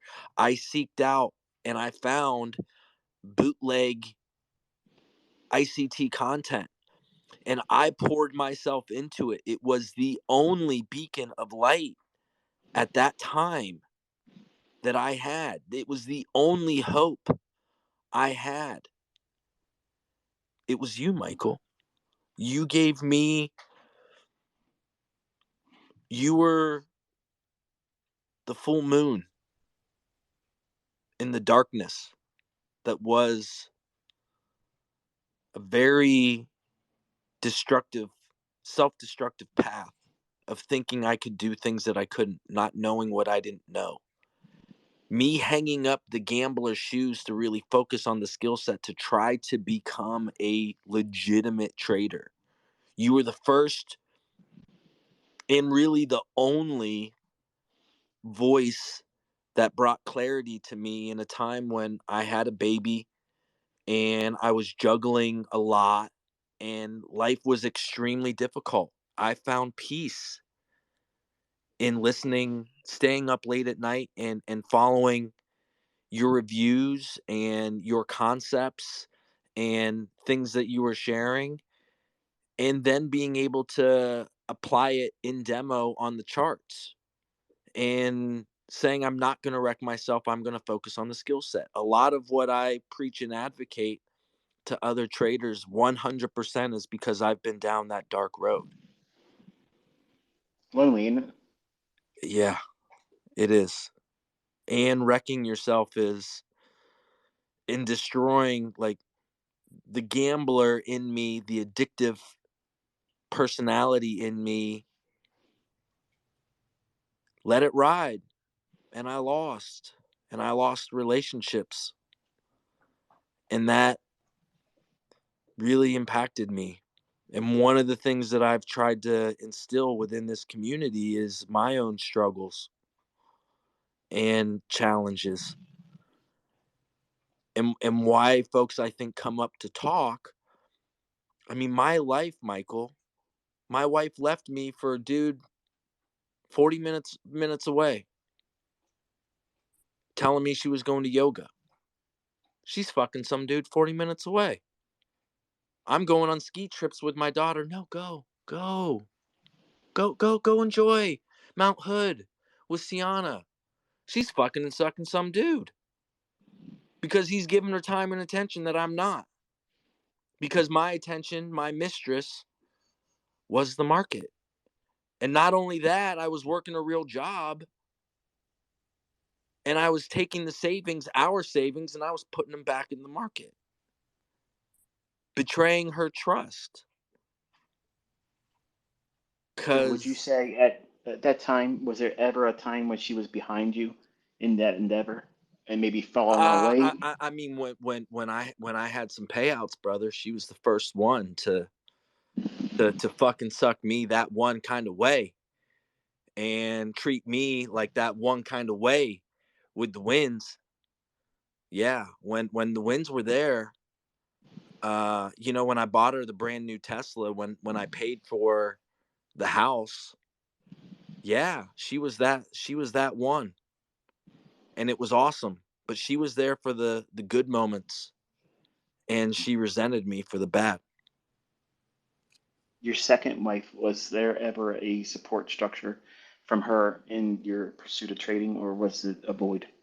Only when I won, bro. She couldn't really shoulder or accept the fact that I was dealing or that I would encounter losses. And Hmm. no, so I mean, honestly, I would say, Michael, she was a poison pill to my trading, and she brought a level of expectation that I couldn't shoulder. So I wasn't coming to the charts just for me, and it's hard enough me versus me, right? And now Mhm. it's me versus her, which is why I think ultimately the relationship fell apart. When you had your losses and you were a new dad, and now you are a single parent, divorced, when you had those losing trades, do you believe that they were magnified in the weight when you would be looking at your child and thinking, if I didn't have this child, this would suck still, but this is so much now more worse because I feel like I'm feeling not only myself but that child too. Did you have those moments? Yeah, absolutely. I mean, I stopped trading and I was working full time and I was studying trading and I was trying to pick up what you were putting down within your life's work and within the different series that I would find, and I would focus on demo because the shrapnel from a bomb blowing up, I couldn't handle it emotionally as a father. I couldn't. I could not. And for a long time, I just straight stopped trading. I mean, I stopped trading options, that's for sure. I stopped trading zero TE options even after having made a lot. I just kept having these insufferable losses that I couldn't handle emotionally. And I felt that I was failing my daughter, not to mention the women that were, you know, stroking my ego or stroking you know, me. Mm. So I remember yeah, when I, my I son went back to youngest. demo. I went back to demo and tried to focus on the skill set, and that was for a very long time. Even emotionally dealing with my ex-wife, even this year, I spent a lot of time in demo because I didn't feel like I was emotionally capable. I was still focused on the skill set, trying to practice what I preach, practice what you preach. What were the things that were the most helpful to you? Like when you say that they were inspirational to you, like what specific things? Was it a specific concept or is it a mindset thing? I don't recall doing too much of the mindset. I was really primarily focused on teaching conceptual things early on. So I don't know what you were tapping into in terms of finding that I mean, it was your encouragement. accuracy, it was your execution, it was someone to look up to. I mean, as a trader, and I know you don't love, I mean, it's from my generation, you're Michael Huddleston, you were Michael Jordan. And when you think of a young boy aspiring to be a professional athlete and looking up to someone, again, I was getting bootleg content and random weekly reviews, and you were like, you were able to succeed with my concepts, and you weren't involved with the cohesive structure that I formulated for the people that were part of my mentorship. I I just pieced and stitched together the principles that you provided, and more importantly, you gave me someone to look up to, and that hope and that aspiration is what kept me coming to the charts. And then eventually finding solace in demo and finding solace in, even though I'm going to go work, this can't hurt me. And for a long time, trading was just hurting me, even though I was, and I've made far more money than I lost in dumb luck, but I've still lost houses in a day, in a week, a lot.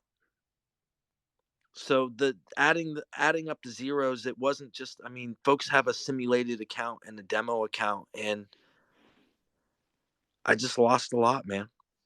I lost a lot, and it wiped out a lot of my gains. I mean, my brother drives a McLaren, he's a multimillionaire, and I'm 46. I spend a lot of my time on social media, and I'm not broke, but I'm not where I want to be. I'm not where I know I'm capable of being. If you I could go know back I in have that time, clarity. Go ahead. you had the ability to go back in time, knowing what you know about yourself right now, what you know about the experiences you've been through. What would be the top thing that you could go back? You can only pick one thing, you can change it. You can remove it, change a different direction, change one aspect of something you did in the past while involved in trading. What would that one thing be? Tracking my performance, as if I were a professional even back then. Journaling, back testing, whatever you want to call it, a performance analysis. Instead of blacking out the devastating trades or decisions that I would make, journaling, and having a performance record. If I could change anything, it would be that, It's a good without a one to doubt. pick. What was the catalyst that makes you choose that? And like, what made you start thinking, I need to start doing this?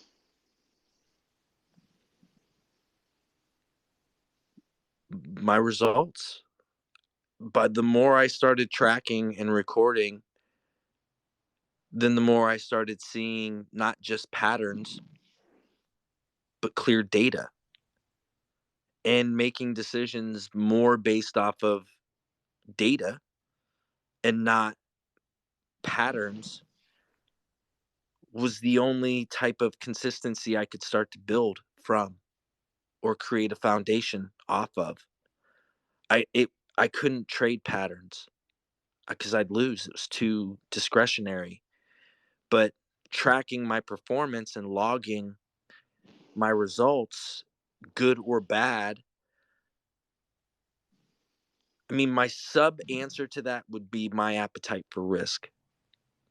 So, tracking my performance and having a little more sustainable appetite towards risk management, because I didn't. I YOLO'd a lot, and I can put my head down in shame and say that.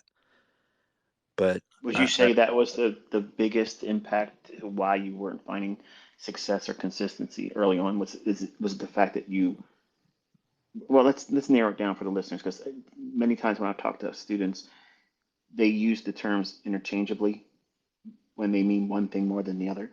Would you say that you were impulsively trading or that you were over leveraging in your trades? I would say both, brother.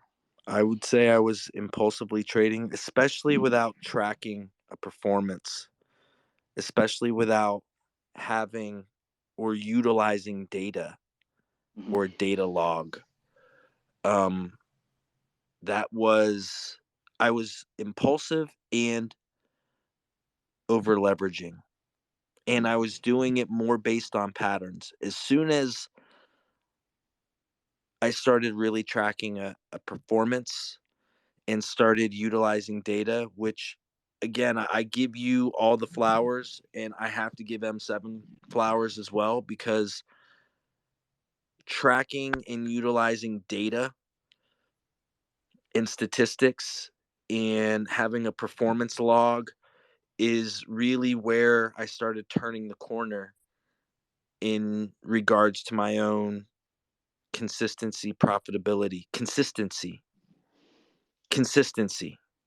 I think too many people, including myself, have pulled money out of the market, but can you do it consistently? And that's what even at 46 as a trader, bro, I've been, I have struggled with consistency. And this year, I've really found my edge and my consistency. And that's come through utilizing everything that you've taught and blended it with what I've learned through M7. And I mean that with all the love. And I think you really embrace a trader seeing what they see and trading what they trade. And me being able to analyze, because I have this engineer's mindset, because I mean, because numbers are so important, being able to not just look at a chart, but being able to look at statistics and data, and then even apply my performance within the data. I can look at a high time frame the same way you teach. I can look at 20 years worth of data. I can look at 10 years worth of data. I can look at the last 20 Mondays this year. I can look at the last 10 years of October and what happens in October the last 10 years, the last 20 years, the last 5 years, the last 2 years. And just looking at these tables and graphs and not just candles has given me a consistent edge that I struggled with. If you could go back and talk to your younger self, what encouragement would you give yourself? And what things would you tell yourself to avoid? These are going to be the biggest problems that's going to be the catalyst for you doing much more work longer than it's necessary to get it. Never give up. Never give up.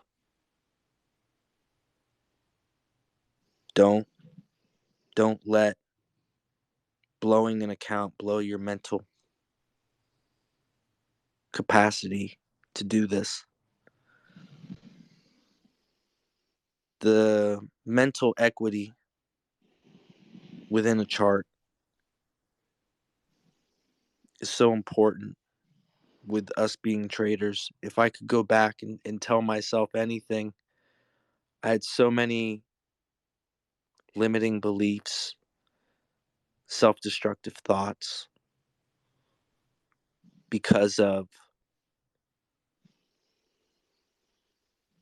a decision I made on the charts. And that kept me in a cycle, a perpetual cycle of disbelief, of insecurity. And if I could go back and tell myself anything, Michael, would be never give up. And it's not a financial account you're blowing your mental account, your mental capacity to believe in yourself. And only through consistency doesn't even have to say the word profitability. Only through consistency is where the mental capital came. The limiting beliefs dissipated, or the I can do this was louder than the I can't. I'll never. It's I can, I will. Look, he can do it. Why can't I? What am I doing? For me, it wasn't any one individual concept of yours, Michael. It was being Michael Jordan. And then it was, which way am I going to utilize this skill set for myself? And then coming across very detailed PAM models, again, bootleg, but a London-based protraction model. I trade London. Hey, wait, there's a central bank dealers range. Oh, wait, that's between 2 and 8 o'clock, and then 8 o'clock to 12 o'clock is the flout, is Asia, and together combined they're the flout. The flout's a half standard. I can measure that. It's 23 pips. It's 28 pips, 28 ticks. I can quantify the size. I can create specific data-based rules that exist.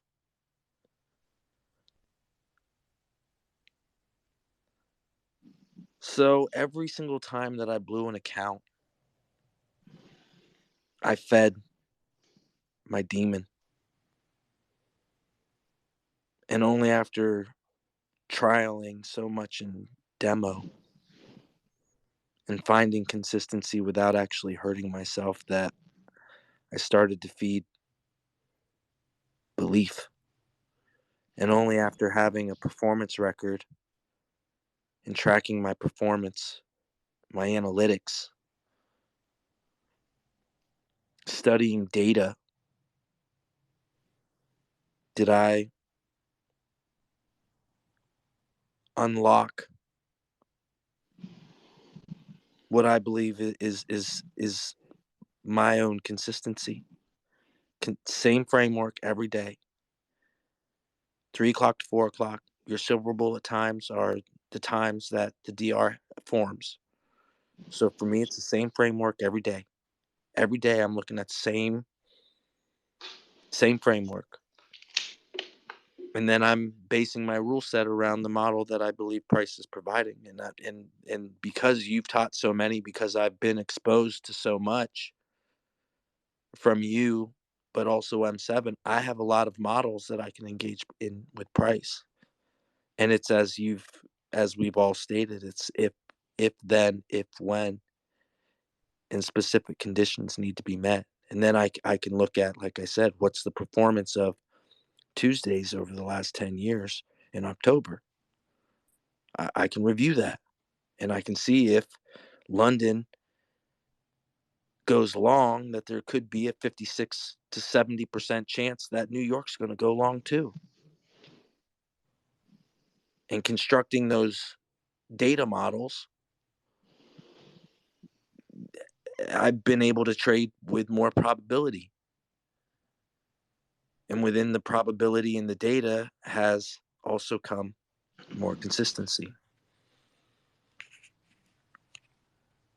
So I hope I answered your question. I feel long-winded. No, you're fine.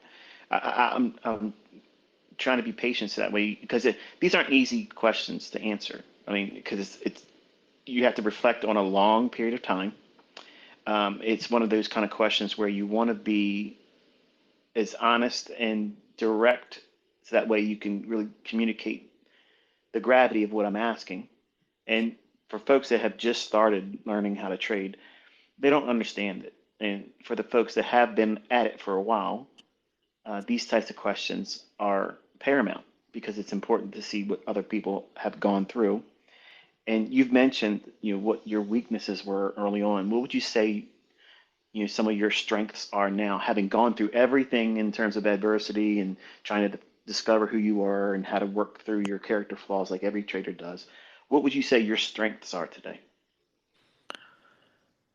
I'd say my number one strength is, and it has to do with what my job was as a 9 to 5, and I say this to a lot of folks, is we are professional decision makers. And I feel like I have wisdom and experience and reflection that today I make good decisions on and off the charts. What would you That's say that is the contributing factors that you employ now that makes you a good decision maker, whereas in the beginning you can readily admit probably you weren't the best at decision making then? What things are you putting in practice now as a more refined trader with more experience, more in the trenches, scar tissue, the moxie now? What is it that you're employing now that makes you better in that area? the realization that the decisions that I'm making in the mirror, and that I can't hide from them. Wonderful. I always thought that the rules applied to everyone else but me, and that I could get away with not having to follow the rules. But when I'm defining what those rules are, and I have to look in the man in the mirror is defining those decisions that I'm making, you can't hide from that. And it took me a long time to not be able to hide from the decisions I was making, because a lot of the decisions I was making were self destructive. And the biggest change that I've made is holding myself accountable and holding myself accountable on Front Street. This group has been very therapeutic for me over the last year, being in a lot of emotional drawdown. This talking amongst traders has been very therapeutic for them and me. And not hiding from, not being capable of hiding from the decisions I make on and off the chart. Off the chart matters so much more. And I don't think I realized that. I thought I could just be reckless, but somehow I would still operate within this level of precision. And I would make reckless decisions. I would do reckless things. I mean, even if it's just drinking and partying and, you know, doing what a lot of kids do, up all night, getting faded, fucking, and then turning around and thinking you're going to engage in the charts the next day with some kind of precision, like you're actually going to work to make a financial decision.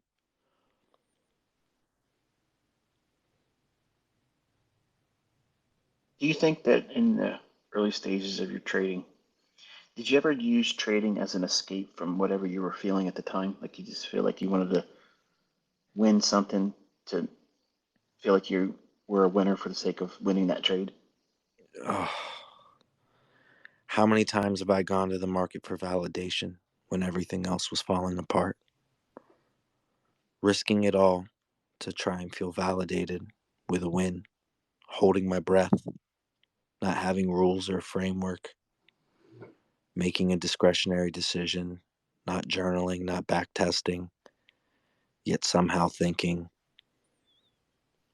that trade was going to answer my problem, my bigger problem. I did it a lot, Michael. I did it a lot. Would you say that today, with more maturity and a more objective approach to doing what it is that we do as professional decision makers, would you say that today's mindset that you employ is more aligned with following a process, a model, pursuing the evidence that data would suggest is statistically probable for you to be doing what you're doing versus having any emotional or psychological reward for the basis outside of doing what is in the model? I mean, 100%. I mean, for the audience folks listening, like Andrew Tate, I think he can be a motivational voice. He might be divisive, but I was in some pretty deep, dark drawdown mentally and emotionally, and I had some one-on-ones with M7 who pretty much said, "Listen, pussy, motherfucker, get up. Quit making excuses. The only way you're going to win is by start acting like a fucking winner." Right? And if you think of, like, if you were to Google Andrew Tate motivation, like, that's what M7 was for me in some of my deepest, darkest times. And he was in my ear and literally talking to me for hours. And that really helped me. That lifted me up.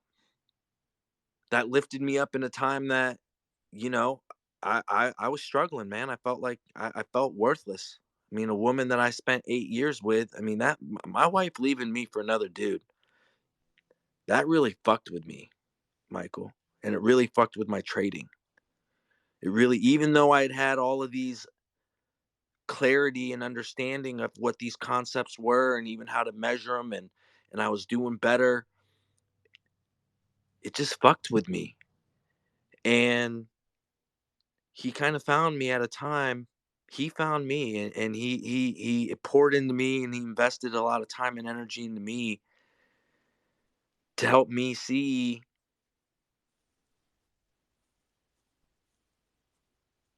what my potential was. And he was like an Andrew Tate voice of, like, you're a winner, you can win, you know how to win, you're not a pussy, you're not weak. Get the fuck up and be who you are. Realize your own potential. There's a zillion fucking women out there. And guess what? All of them want to be with a high value guy that really men, only 1% of them are actually going to be. You're that motherfucker. And I mean, I think we all need that friend. We all need that mentor. We all need that shoulder. And he really was that for me, man. He really was. Not only that, like, just all the statistics and data and the way he was able for me to supercharge your concepts really made me more inclusive. Like, I'd see the Twitter beef and this tribal, like, oh no, fuck you, no, fuck you, oh no, my way's better, no, my way's better. It's like, hold on, hold on. We're all adults here. We're all adults. And if I were to tell you that I've found a way successfully to blend A and B to create my own version of C, and that works, and it doesn't contradict, and they play nice together. Like, do y'all really need to argue and fight about all of this? And instead of arguing and fighting, it's again inclusive, and I've embraced blending your concepts with his concepts, and finding my own way to trade. And it has developed consistency and models that are utilizing your models and his models as confluences, ways of stacking up. It's not just one thing, right? It's all these ingredients going into a cake. And yeah, man. And what comes out is consistency. And after you get consistency, then comes profitability. And then we all get to deal with, within profitability, dealing with, then it's not a question of fear, insecurity, but then it's the other side of the spectrum. It's overconfidence, it's greed. In the yin and the yang of trading, like first you don't know what the fuck you're doing. And then once you know what you're doing, you still don't know what the fuck you're doing. Because you just get to be on the other end. So that yin and yang of not knowing what you don't know, but then knowing what you know, but then you don't know what you don't know. And that swing, I think, focusing on a framework, focusing on a model, focusing on consistency, that's what we preach every day. That's what I try and utilize this platform for every day, is to talk to the 20-year-old myself who hasn't gone through the difficult, arduous, lonely, dark journey that is binding consistency. I mean, fuck profit, because you ain't gonna, if you're profitable, you're a fraud, because you can't do it again.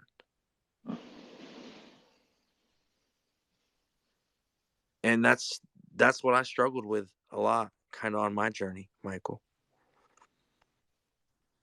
What's your goals for the next 5 years? My goals for the next 5 years are to take Trader Roundup, my 501c3 nonprofit, and impact real lives.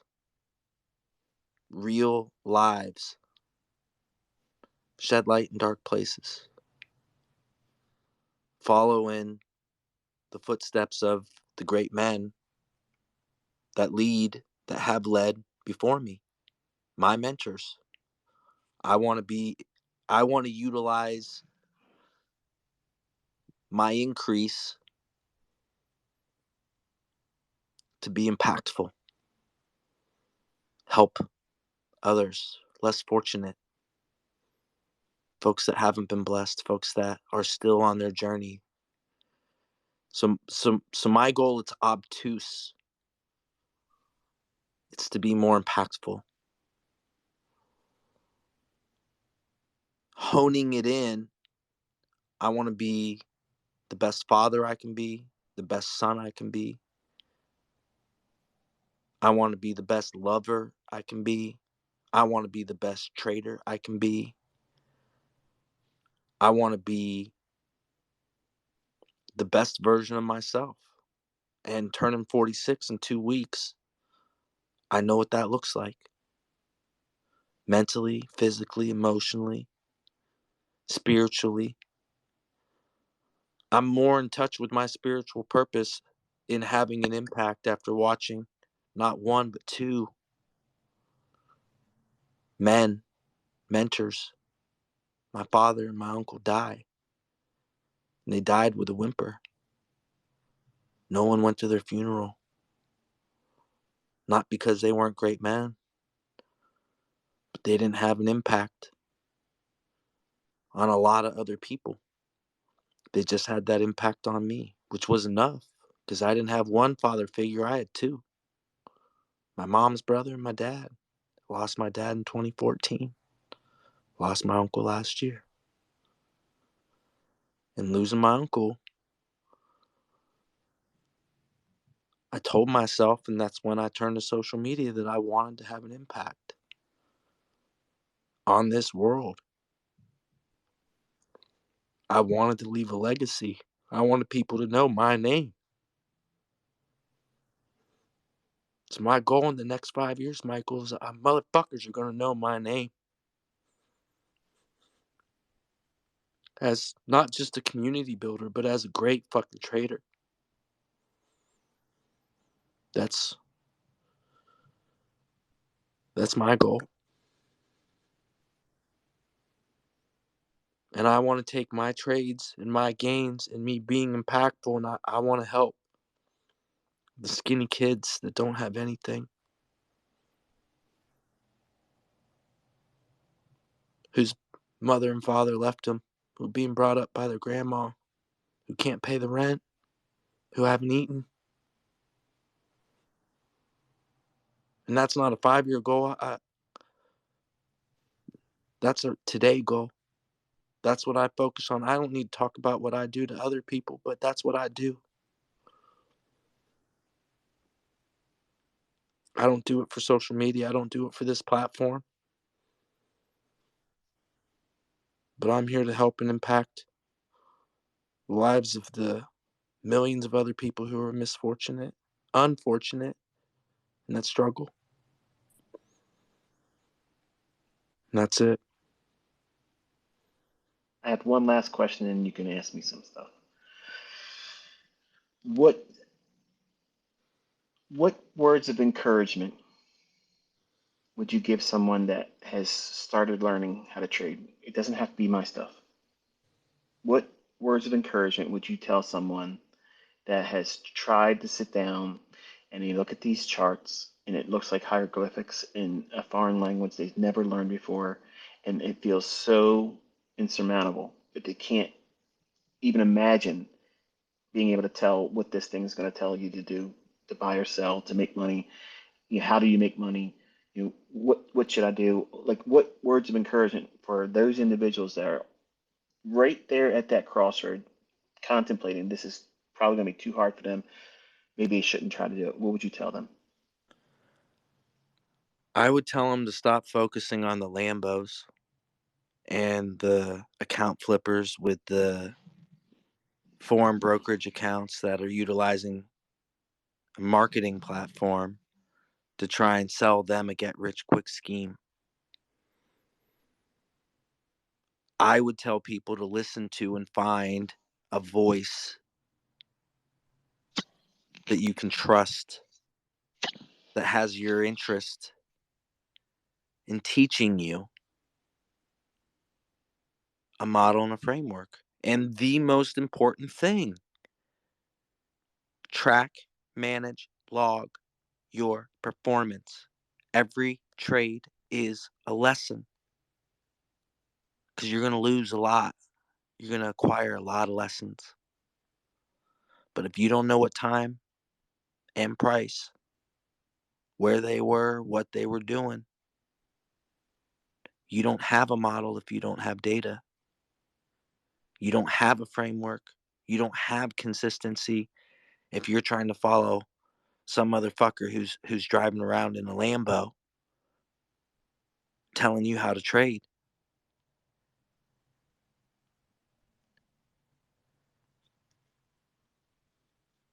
So find credible resources to learn from. Focus on tracking and managing your lessons. And in the world that we live in, data is king. You ain't shit if you ain't got reps. It doesn't matter how I trade. It matters how you trade. That would be it, bro. That's the advice I would give. I mean, Very good. So I get to ask you a couple questions. If we could encapsulate it in 30 minutes, Yes. That would be a Well, good I time. mean, I'd love to just kind of, I think a lot of people want to know, like, the burning question on social media is like, what's Michael Huddleston going to do after November 11th? I mean, that's the first question I think of at the top of my head. I mean, is that okay? I mean, Yeah. Yeah. Um,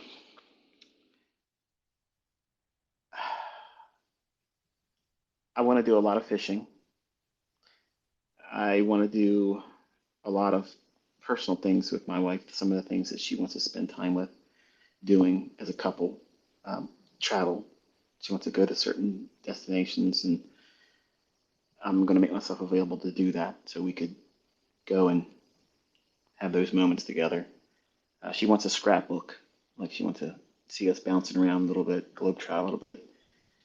And that's a little hard for me because I don't want to fly. So everything's going to have to be either cruise or mainland. So she's been working on me in regards to certain destinations. She wants to go to Italy and she wants to see France and Ireland. I like Ireland. There was a time when I was contemplating moving to Ireland. There was also a time when I was contemplating moving to the UK. She wasn't on board with that, but um, just basically just being, a person away from charts. I'm going to trade, but I'm not trying to be inner circle trader anymore. So I just want to be her husband and the dad to my kids and encourage them and try to help them become better at what two of them are interested in, and I want to try to supercharge that. So, and I don't want to be in the spotlight online. okay. When you, what degree, again, I'm trying to think of not just looking at questions, but I'm trying to think of what the listener would want to know if they had the opportunity to stand up here and ask you a question. The burning question I think of, what are your books going to be about? Is it going to be technical science? Is it going to be a story? Is it going to be a written mentorship? Is there a flavor? I'm sure you've already got these books written. So I'm curious as to what you'd be willing to reveal to us. Because I feel like I'm asking you like the the hard questions that the community wants to know, right? And The I don't know. the three technical books are going to be basically the only way I can condense, the only way I could sit down and condense. Now that I've released the language, um, in my mentorship, the paid mentorship, the charter level stuff, there's people out there trying to sell the price action models. Okay. And I'm on record saying this, and I told them when I released them that these are very demanding in terms of parameters. Things have to be this way, or you can't trade them. Knowing that the majority of the people that were in my mentorship and still are waiting for me to produce new videos, which notice there ain't no videos. I told y'all I'm not going to make them videos anymore because they want to sell it. I've made millionaires in different countries because they sold this stuff. And I get it. It was hot. It was the drug of choice for a little while. And the language that I've released and made public now, well, perfect example, I was doing a live stream the other day and I was unaware. I was very confident, overconfident that the audio was working. I didn't even bother asking on Twitter like I have been to see if everybody could confirm they could hear me. But it was very encouraging to see people tweeting to me saying, even though I don't hear you audibly, I hear you audibly. I know what you're talking about because you know what I'm doing. If I'm drawing a line above two equal highs or relatively equal highs, you know what's up out there, buy side and sell side, and I'm drawing out rectangles, so you know that this is where my focus is. And I told my son, I said, that to me is awesome. And for someone that's not a trader or aware of what it is I'm trying to draw a spotlight to, it won't mean anything to them. But because you have spent time with me, that means you understand my language. So if you've never read the book Street Smarts, okay, I thought that book was done in a way where it scratched an itch that I didn't know I had, because I thought that trading had to be absolutely next to impossible, and it was a puzzle that only a few could figure out, and I wasn't going to put it down until I figured it out.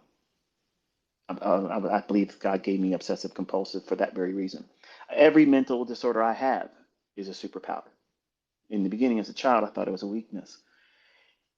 So it's in the vein and writing style of Street Smarts, that they have very specific, they call it patterns. I have specific models. So I'm going to be releasing very specific models and amplifications of the ones that I've already taught, because they get better than what I've already shared. Those are the three things. And then I'm going to draw on the core content lessons, so that way you can see that this is what's available to you. You don't have to do it this way, but this is just one more way to skin the cat. The fourth one is the one that everybody seems to be asking about in emails and reaching out to me on letters. Like, they'll mail me letters and say, look, can you just talk about what that book's going to be about? Can you do this and can you do that? So I'll let the cat out of the bag, because I don't think this is going to be the book that people really care too much about, and I don't care if you buy any of them, really. I just want to put it in written format, so that way it has association to me as the author. In my coming up, as a trader, I met a lot of people, and certain individuals were interested in me because I was able to do things publicly, like you all see me doing right now. I was doing that with the commodity market. Now, I wasn't always accurate. My hit rate wasn't as what you all see today. When I talk about something publicly and it happens, that's a track record. I'm not deleting anything. I'm not giving two sides of a coin and saying, let's flip it, and whatever side comes up, I'm going to be calling myself the winner. It's very specific things I'm teaching and touching on when I'm referring to price. And if you do that type of stuff in a world where it's rare to see it, in a new medium, which was the internet, because on America Online, that was the thing back then.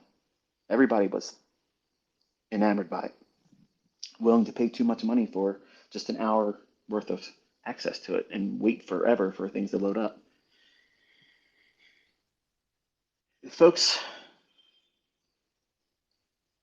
reached out to me, and there's people out there literally talking a bunch of bullshit for the sake of clout, but the Commodity Futures Trading Commission literally subpoenaed me, okay? And I had a desktop computer, and I facetiously, and like a dick move, I made a comment in the corpse. I told Corpse before we started the interview, I said, look, there's some things I'm going to talk about, other things I'm not going to talk about. Certain things I do talk about harm me in every sense of the word. So there's going to be certain points where you'll ask me, and then I'll say, I'm not going to talk about that. And I ask you to be respectful of that and make sure it's not in the final cut. But there's other things I divulged and talked about in terms of, how I got this information and meeting people and seeing things that would, by anyone else's description, would be considered out of this world. Some of those experiences won't be believable. They're just simply not going to be believable to people. And I've shared some of my testimonies that are outside of trading, and they sound like made up stories. And I don't care what people's opinions are. I really don't care because they happened. I experienced it. I'm bringing the receipts to show you that these things caused this change in me, that I can't say this is the reason why. It really was this. It really was this teacher, this book. It was really this thing, this strategy that I renamed, like everybody else is saying. I have had literally Old Testament experiences that I don't know how else to say except for this is what happened. When I tell people in honesty that I hear a voice. I hear it. It tells me exactly what it wants me to do, what to say, and when I listen to it, I'm right. When I was learning how to do this, I would literally be crying and praying, asking, please, I'm ready to end myself because I wouldn't let go of it. Look here. I would look, and then the audible part sometimes wouldn't be audible, it would be like internal, but it's not my conscience talking. And then I grew the courage to just run with it and just talk to it like I'm talking to you. And in the beginning, I thought I was losing my mind. I thought I was going mad. And as I was opening myself up more to it and that's what fed me doing this all night long and going to work with 3 hours sleep, sometimes less than that, and never running out of energy. There's some of you that are probably listening to this, maybe you're a Muslim and you think Allah's God. I don't think that. Some of you think that Buddha's God. I don't think that. Some of you think that Jesus is the Son of God and he's part of a Godhead. I don't believe that. I believe there's one God. I don't know why he spoke to me. I don't know. I don't deserve it. I do not deserve that.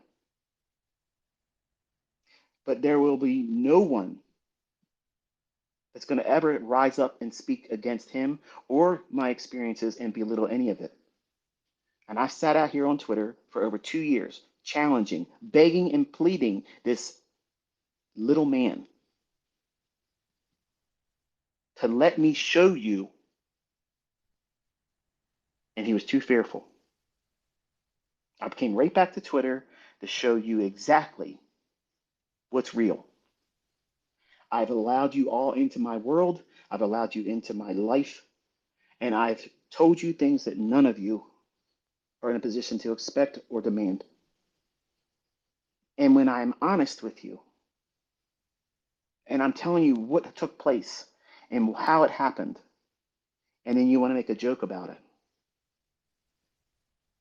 does that inspire me to tell you more? Do my children telling me that people are trying to reach out to them through their cell phones? Are you ICT's dad? Can you ask your dad to do this and can you ask your dad to do that?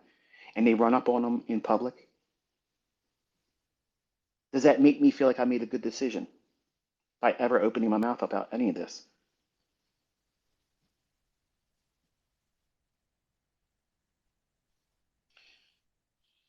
I believe the scripture that refers to be careful how you entertain strangers because many times you're entertaining angels unaware. I've had conversations with people that wouldn't make any sense to you. They knew me. I don't know them.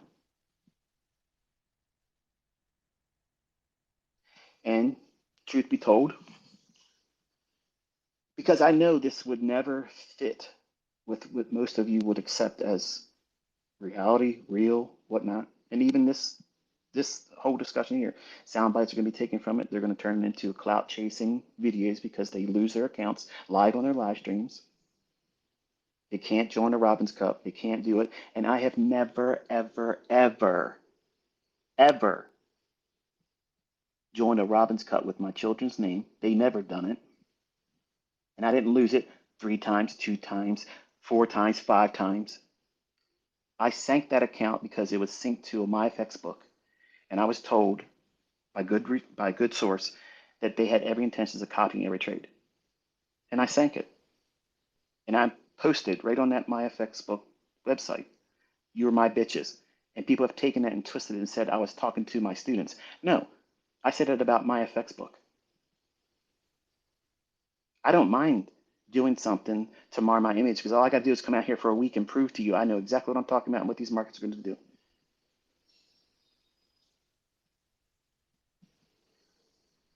So the 4th book is an answer for people that just don't want to take the truth.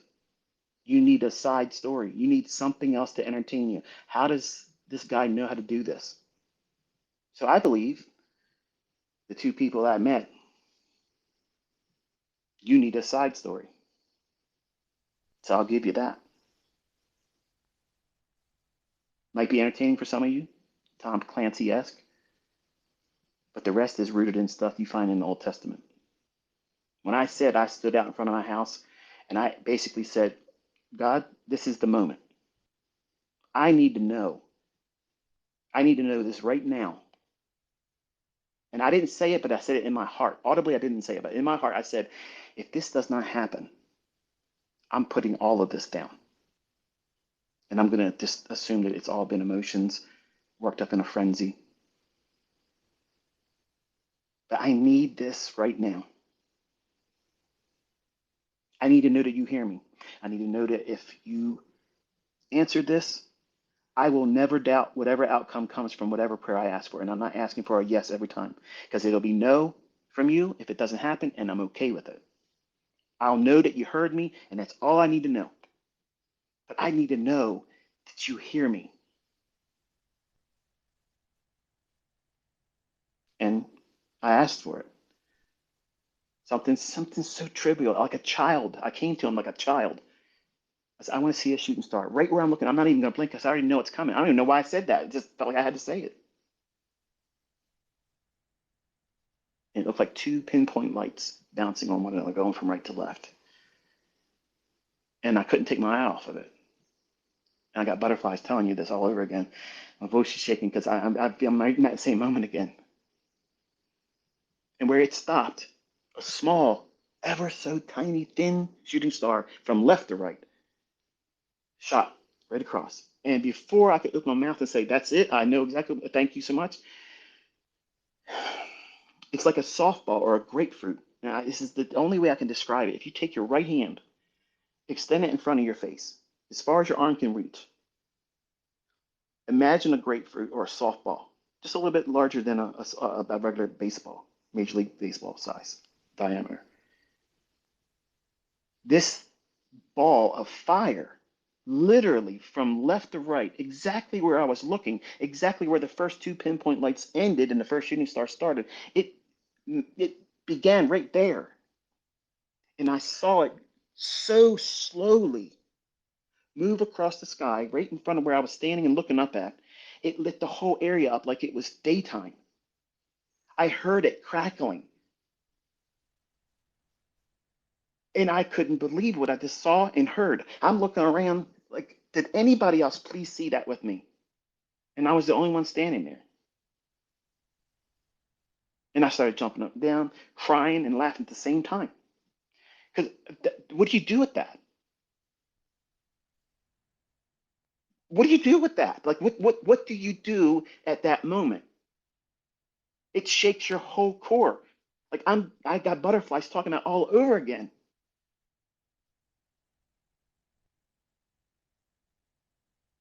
I knew that he was telling me unequivocally, never doubt me. I hear you. Because he trusted when I told him, if it's no, it's no, and I'm okay with it. And there's been many things I've asked for, it's no. But sometimes it's yes, and it's confirmed with a yes when it matters most. My son Cameron, he was on a travel team for soccer. And my daughter's birthday, we were going to go to a Kobe steakhouse and celebrate it there. And he had a game scheduled that same day.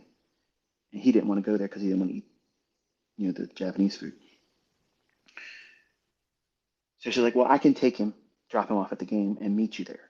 And I was like, immediately she said that, I got this unction in my spirit. Tell her no. I said, no, you can't do that. She's like, it's not a big deal. I promise I can be there. You won't be waiting long. I said, no. It's not safe. Don't do it. Don't do it. No, I'm going to go. I'm going to take him. I told her again as she's going down the steps, please don't go. Something bad's going to happen. Please just don't go. It's going to be all right. It's going to be fine, Michael. Just go. I'll meet you guys there. Well, 20 minutes later, she's calling me. My youngest son was in the back seat riding with her. He's screaming, I want that dad. I want my dad. She hit black ice, spun around, and a truck plowed into her. Totaled the car. Cameron's shoulder's messed up. He bangs his head against the window. And my youngest son's tore up because the seatbelt damaged his front of his body, and he hit his head against the seat. And he's panicking. And she's panicking. She don't know where she's at.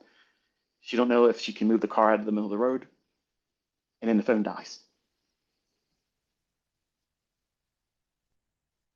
That same voice told me to close the door when I was a teenager, right before my friend, who's no longer with us anymore, pulled his father's trigger and almost blew my face off with his gun.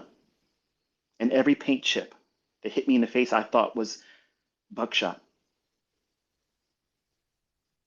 And all the buckshot was on the side of the door I was standing on, and not one of it hit me. That same voice.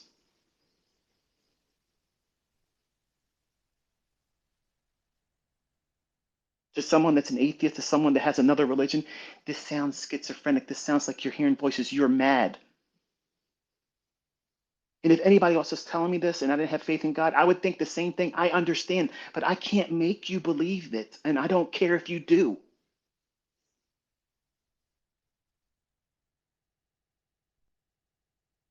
Where do you think I learned this?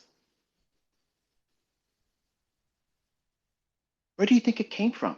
Because I've told everyone, 5 million US dollars. Find it anywhere.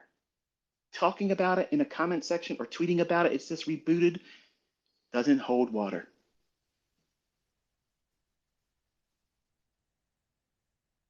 And I only want credit so that way in these books and like in these discussions here, I don't want praise. I want the opportunity to direct it to him because it's his.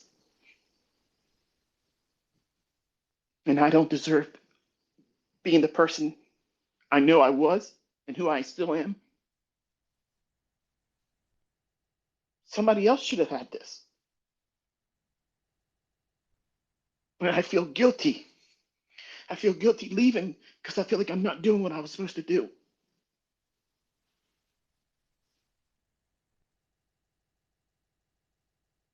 But I love my wife.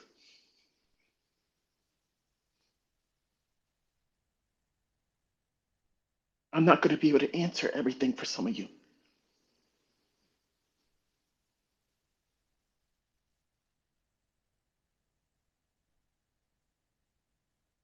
You don't have to believe anything I say. I want you to not believe it.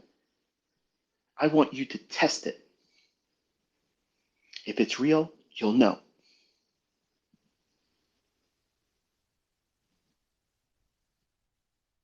That fourth book is fiction for a reason. I'm giving you something other than what I've already told you because some people want that more than simply what it is. You can't imagine. You can't imagine something outside of our time domain, outside of our physical property of gravity, in our simulation that we live in, that created everything and us.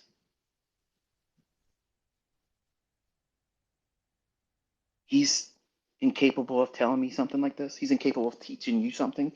You're trying to tell me that there isn't a creator that can't find a way to communicate to somebody and give them an understanding that it would have never had anywhere else? Where did Solomon get his wisdom from? He asked for it. He asked for it. How did he ask for it? Give me wisdom so I can lead my people. What? Give me wisdom so I can help others. And that's how I asked it. I wanted it for me in the beginning, and I couldn't do it. I couldn't tell you what any of these candlesticks were going to do. Everything was failure.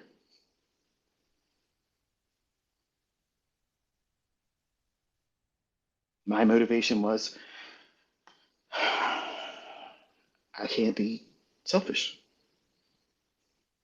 I felt convicted. I felt like the Holy Spirit was dealing with me because I was a very selfish person. Because I needed to be validated. I needed to feel significant because my own family didn't see it in me. They didn't want nothing to do with me. I was supposed to be aborted. And my murderous father had to threaten my own mother with her own life for me to be born. He's still out there in Jessup, Maryland. He's up there. 155634 is his inmate number. Michael Joe Howington. Write to him. It'll probably take a long time for him to write back because his eyes are really bad, but he's got a friend that'll write back to you probably. I know all this stuff sounds like, what the heck? This sounds like a movie. And honestly, that's another reason why I want to drop down and I don't want any more attention. I don't want any more attention.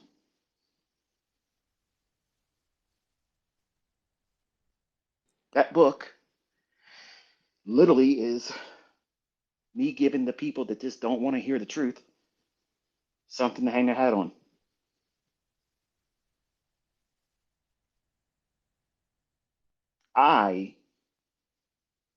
I codified Enigma. It's mine. It's mine. That is not the algorithm that delivers price. This is what handshakes with it. Two different things. Totally two different things.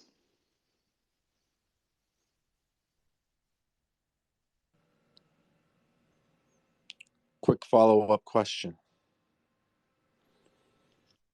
How do you manage a family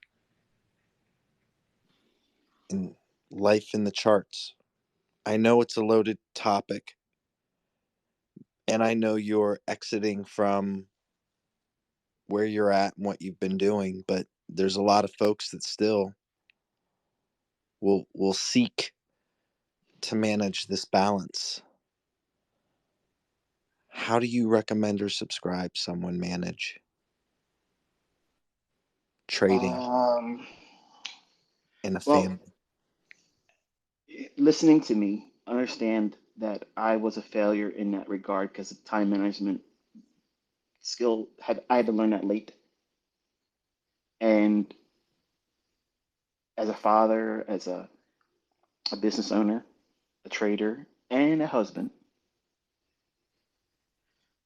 you only have 1440, and you have to make the best of it. And while some of you don't run on the little sleep that I try to run on, you have to have more sleep because you're doing other things. You worry about things I don't have to worry about. So all of that requires more rest. I don't think I'm equipped to tell someone that has to have a job, has a family member, maybe a spouse, or maybe a new relationship, or just falling out of a relationship. I don't think I'm in a position where I can give any usable approach except for you just have this many minutes a day, this many hours a day. this many days a week, this many days a month, and what you got coming in as income, and what you have to do to manage everything that goes on. Like, we had cheerleading with my daughter, we had sports, everything with my kids, and I was rarely ever there. So I failed as the dad. I failed as the husband. I failed as the supportive daddy coming to every game. It was a few times that I made it, and I'm telling you, so few, it's shameful. And I don't think that I'm in a position of authority to be able to tell anyone how to do it, because I didn't do it. And that's why I tell you, and that's why I teach this way, because I'm remorseful to it. I wish I could have been better at it, but I chased the money. I chased the prominence. I chased the affluence, and I also chased the feeling of the success of being able to do it. And when that happens, and you come from a modest upbringing, no money. I didn't come from money. I didn't come from affluence. Only two other people in my pedigree ever graduated high school, and one other person went to college. My uncle and my aunt. And my uncle graduated college and had to go to work for a KFC with a business degree. So I'm not from a very high pedigree. I was working class hero, raised by a lumber hauling Navy man that worked at Essex Lumber, and he drove a forklift and made $300 a week gross. So I don't think I'm in a position to be able to give that kind of advice. Okay. I too I resonate with that answer. How about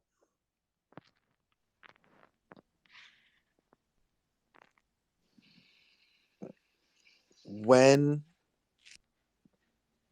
and how did you realize that your efforts as a trader were bringing you clarity?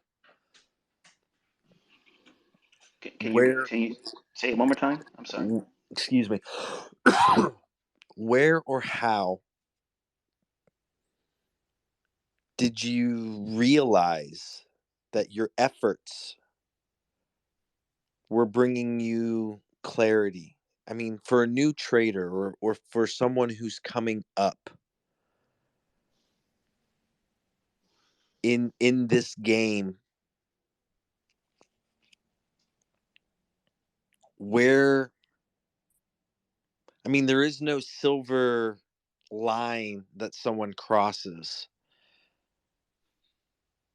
but how does someone, where would you recommend? Okay, this is, let me frame this in the way, like, a milestone for a trader who's up and coming. Could you list 3 milestones that you believe are paramount to them becoming consistent and profitable?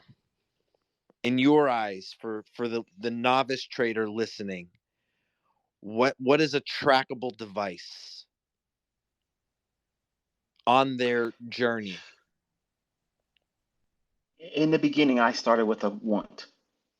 I wanted to be significant. I wanted to be able to afford things that none of my family members could. And I dated a girl that I wanted to impress. And I later married, and she left me for a 40-year-old man that used to give me candy at his family grocery store. So I can relate to your first wife story, but not to be the guy that outdoes you. I think it's a little bit more painful when she's 17 and she goes with a 40-year-old man. So I had a lot of hurt and a necessity for me to rise up above whatever anyone thought of me and my family. So it starts with the belief that it's possible for you. If you don't have that, everyone around you is going to convince you that it's not for you. So that mile marker, you have to have that right from Jump Street. You can't not have that. And as long as you hold on to that, you can lose everything but that. And as long as you have that, that's enough for you to say, I'm not quitting. It's just a matter of time. You have to be responsible and own every action is no one else's fault but your own. In the beginning, I faulted everything. I faulted brokers. I faulted the people I learned from and thought I was understanding what they just wrote in one chapter. I would literally take something I read in one chapter and be so quick to go out there and put it into real practice with real money. And then gone, lose. The time I understood that my efforts were panning out and was presenting what it is I was beginning to see as the first stages of figuring out what it is I should be doing as a trader was when I stopped trying to trade everything and focus on one or two things. And I'm very appreciative of Larry Williams for this aspect because he talked about how he was trading all the commodities, the agricultural markets and the financial markets. And then finally, it wasn't until he settled in on two markets, the bond market and the S&P 500. And he didn't care what anything else did. I shunned that advice early on. I said, okay, that's just opinion because I can make more if I follow all these other markets. But that's foolishness because I didn't have enough money to meet the margin to be able to trade even one contract of 5 different markets, let alone all the markets I was following. And once I started seeing the progress of seeing only a few handful of setups between the bond market and the S&P 500, I knew that all I needed to be able to do is focus on a model, one approach to doing it, do it for the week, and once I hit my number, stop. And if I can be consistent doing that, I'm going to build a rapport with the market and my ability to stick to a model. I will build discipline, and I'll have something to hang my fears against when I do have losing trades, because I have a progress that I can go back to and say, no, it doesn't mean it's failed. It's because I have this where it worked. I have this where it worked. This is where it worked. This is where it worked. So it's a way for me to lean on my own experiences because the books at that time stopped working for me. They didn't give me inspiration anymore. I stopped buying books because they no longer gave me hope. So I had to find that in my own experiences. So it was at that time when I abandoned the pursuit of buying courses, books for the sake of learning something I had to replace a failed logic on. I had sound logic. I was accumulating real experience, but I didn't need, or I didn't know that I needed that in the beginning when I first started because I thought it was a trick to trading that I just had to mimic versus discovering who I was and what I needed to fix about myself and patience. I started that on Baby Pips. That was the first thing I started talking about. You have to have patience. Everything that you want can happen. Given enough time, you put the effort in consistently, you will get the results. No matter what, by default, you'll get it. But too many people rush to get there. And that rushing causes you to forget why you even started trading in the first place. You all want to make more money. That's why I did it. I didn't originally start trading to be a rich person. I wanted to be able to stop working at 40. So my plan was 20 years. I was willing to wait 20 years. Some of you don't even want to listen to a 2-hour lecture that's going to help you make $2,000 in a week. You're complaining that it's too long to go through that. I was submitting to a 20-year program. You're bitching about going through a 4-year degree at college. I had a 20-year program. You're complaining about having to work the rest of your life and never had anything inside of that. I was subscribing to the idea that I'm going to have to work until I'm 40, and I'm not going to be able to take any change in direction until I'm at that age of 40. So it was a different mindset. At that moment, that's how I knew every effort I was putting forward was going to yield the results I was aiming for, but I had them in very small, little bite sizes in terms of reality.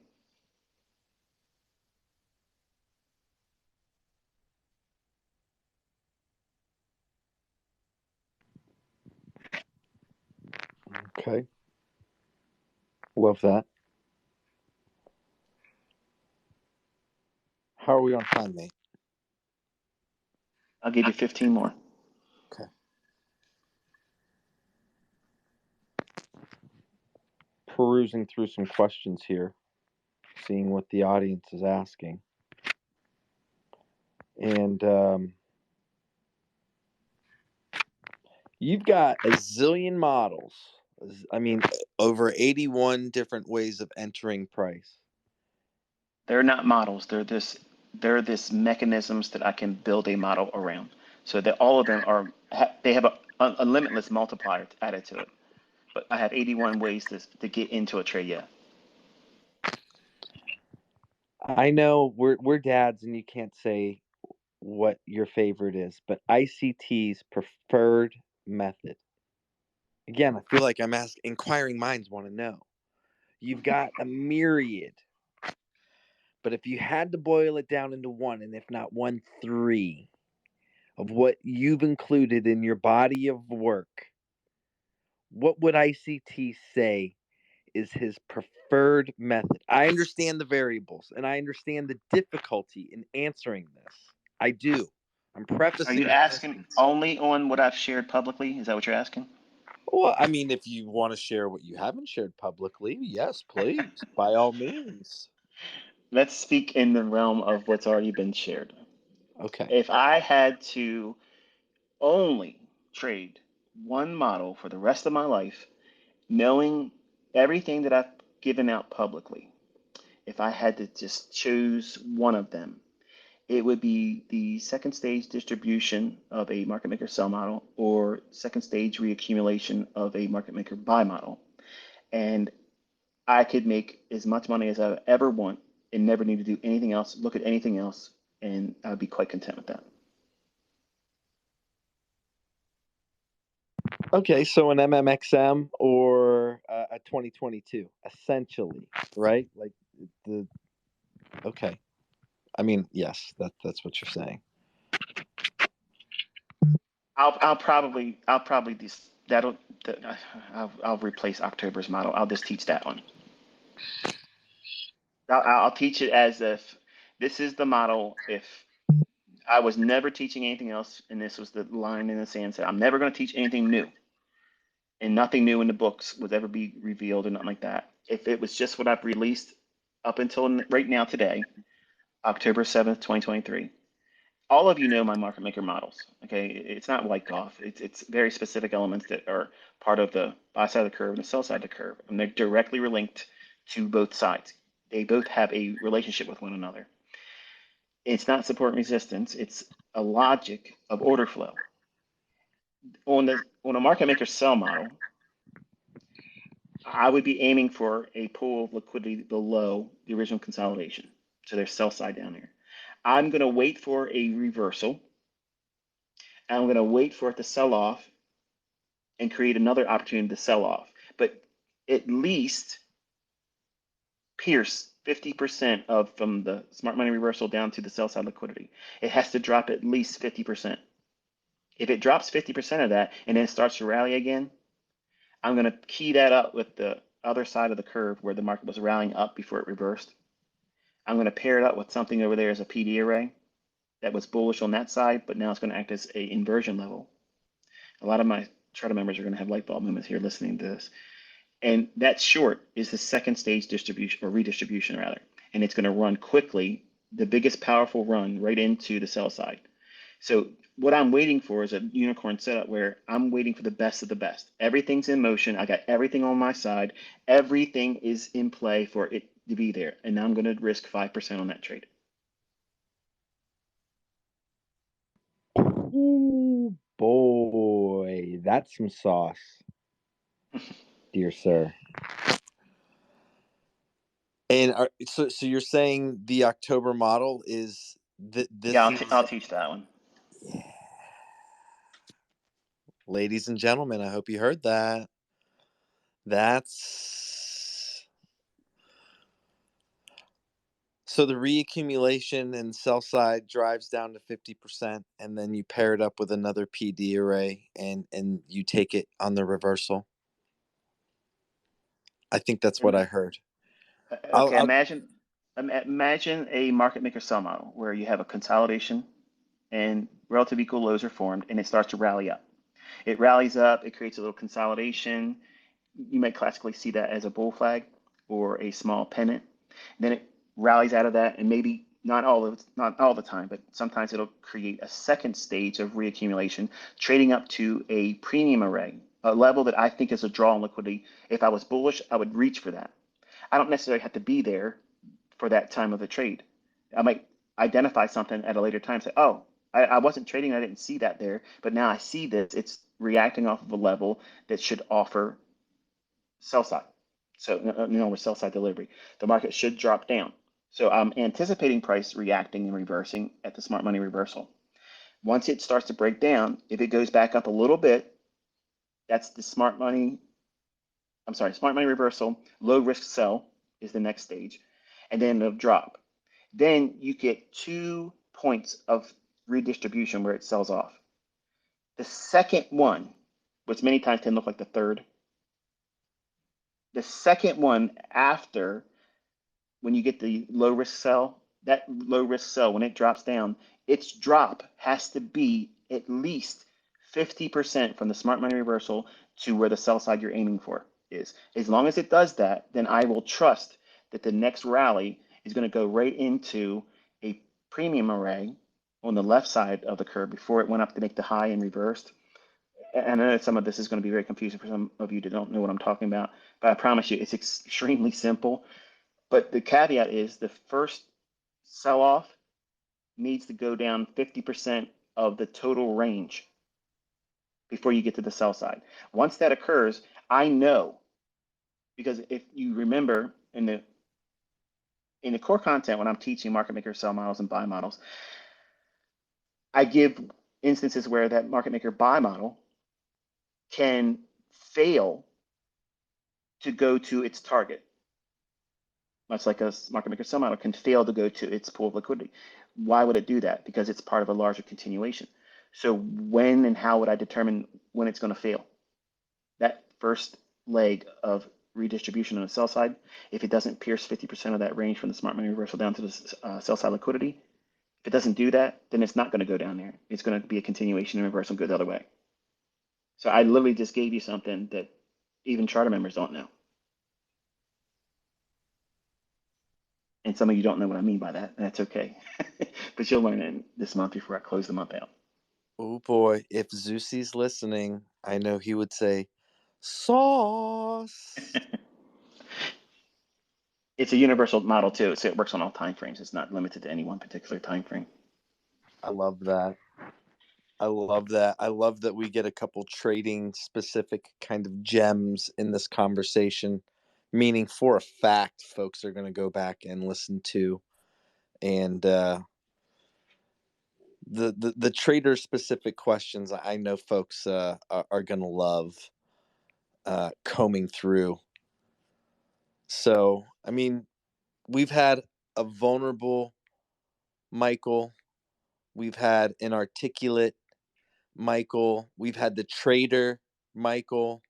We've had the family man Michael. We've had an excellent back and forth in emulating and mimicking what our conversation was for nearly 5 hours back on, I believe it was April 11th, I want to say, if my notes are correct. It was around then.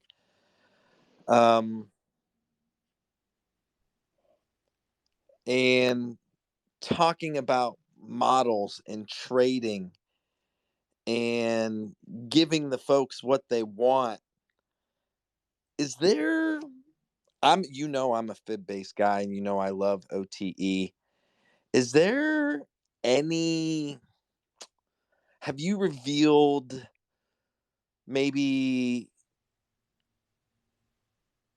is there like a special fib setting, or is there a special way of measuring price within a range, or again, this question, because I'm a fib based trader and I'm asking almost selfishly within my own trading aspirational kind of questions.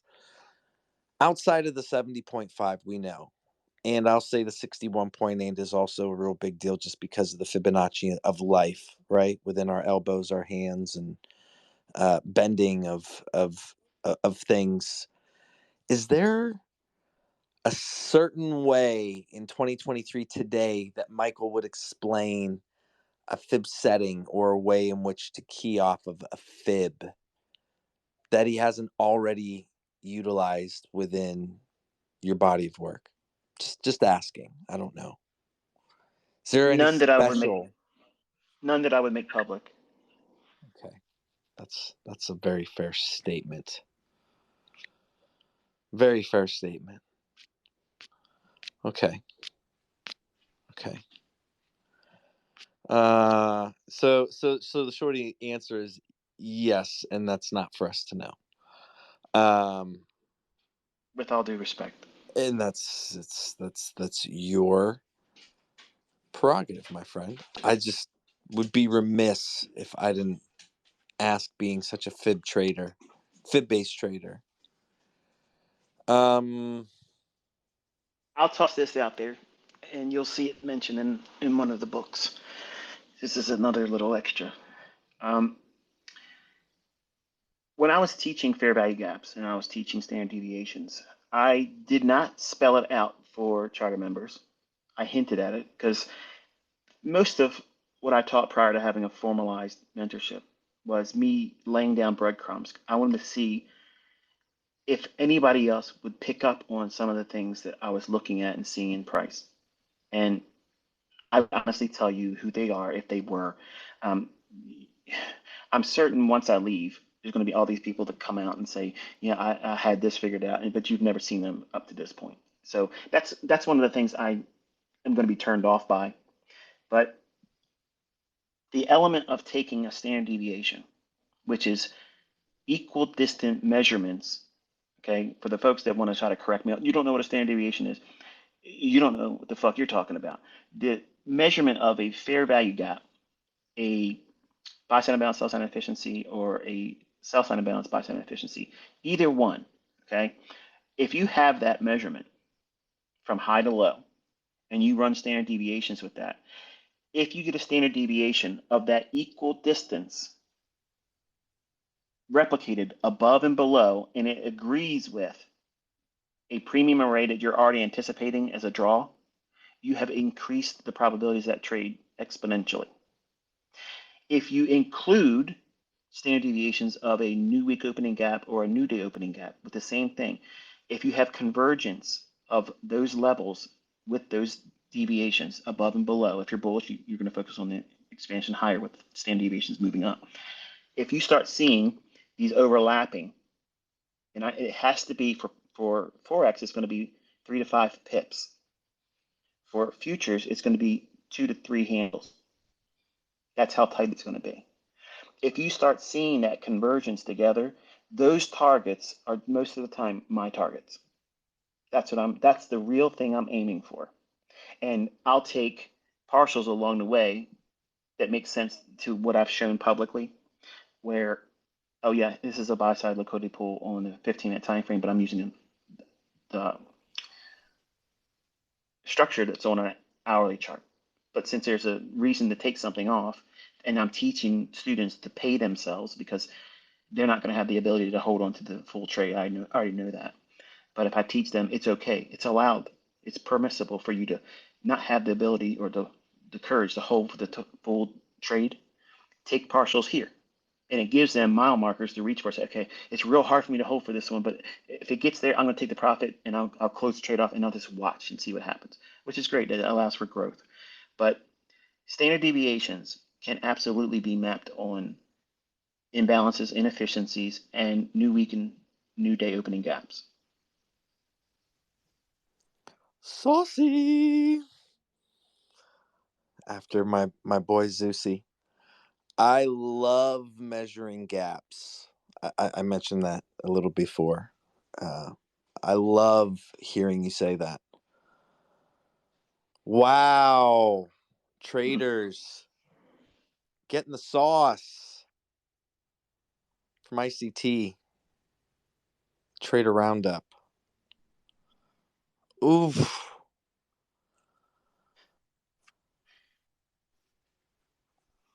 I want to say thank you, Michael, for taking the time and the opportunity. I mean, selfishly, I'll ask, what are the chances or likelihood? I mean, you're going to hang up when you say you're going to hang up Twitter. Does that mean that that an opportunity or a chance of us having something like this could potentially ever happen again? Or is when you hang up Twitter, you're literally hanging it up and it's done, and then it's just your SoundCloud. I mean, Yeah, I'm absolutely leaving Twitter. Yeah, I already have in mind what I want to say in a short little video that'll be posted on Twitter, 11:59, November 11th. So that way I took it all the way to the last minute. And there will be no tweets. I will not like any posts. I will not retweet someone else. I'm not looking at my Twitter. I won't have any association with it, but everything will stay there. I've never deleted a tweet. I've never intended to remove them. I'm not going to take the account down. Um, that doesn't mean that Twitter won't remove the videos that I have with music up already with trade executions. That's why I've already said, if you like those things, you might want to download them and save them, until I get them up on my own website. Now, I can't promise when I'm going to get that done because I'm still looking at people, presenting their submissions for trying to make the $5,000 for, redoing my website. I haven't picked anybody yet, so in case you're still on the fence about that, I haven't seen anybody do it where I like it yet. My wife has allowed for one thing per week, but not to the degree that like we're doing here today. No way, it ain't gonna happen. But she said one day per week, and it could be on a weekend day. But I cannot, and I'm not allowed to do anything throughout the week. That's her time. It's family time, and my job is to be a husband. So those work hours are Monday through Friday, and I get one weekend day where I can do something, but it can't take a lot of the day up. And I don't know what I'm going to do with it yet. I don't. It's just going to be a big adjustment for me. I'm sure it is, mate. I mean, for sure. But to Life. answer your question, because I think I danced around it inadvertently, and I didn't mean to do that. No, you're I good. don't think I'm going to have. I don't think I'm going to have the opportunity or available for the opportunity for like something like this again. And I know some people were saying that Top Step were interested in having me on there. I really don't really want to do that. I have a lot of people that have podcasts. I have a lot of people that have larger functions and things that I don't want that because you hear me saying I don't want to be here doing it. And if I'm on here doing things like this, it's communicating the opposite. So I want to diminish. I want to enjoy the casual departure where I feel comfortable doing it. And I don't want to increase as I'm going out. I want to just slowly, smoothly just say a friendly goodbye. And I'm going to still be haunting everywhere, but I'm not going to be engaging publicly. That's all. Wow. I feel honored. I feel honored that you're here. So again, thank you. Thank you for coming in and doing this today. Very privileged. So, yeah, man, I want to leave you with any final thoughts on that note with, our time kind of wrapping up. Um, knowing that this is a very unique opportunity and a closeness that the community gets with you that otherwise is going to be limited. I mean, we're in October. We're less than a month away, winding down.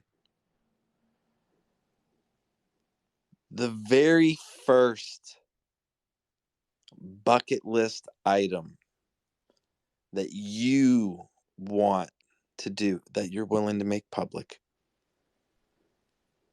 for your wife, for your family, for anything. Is there a burning desire after so November 12th hits? What's the first thing Michael Huddleston's going to do? I realize the cleats are getting hung up, but the man, not ICT, the man. What's on that list? I know you want to spend time with the wife and family, but is it? I mean, is it the Bugatti?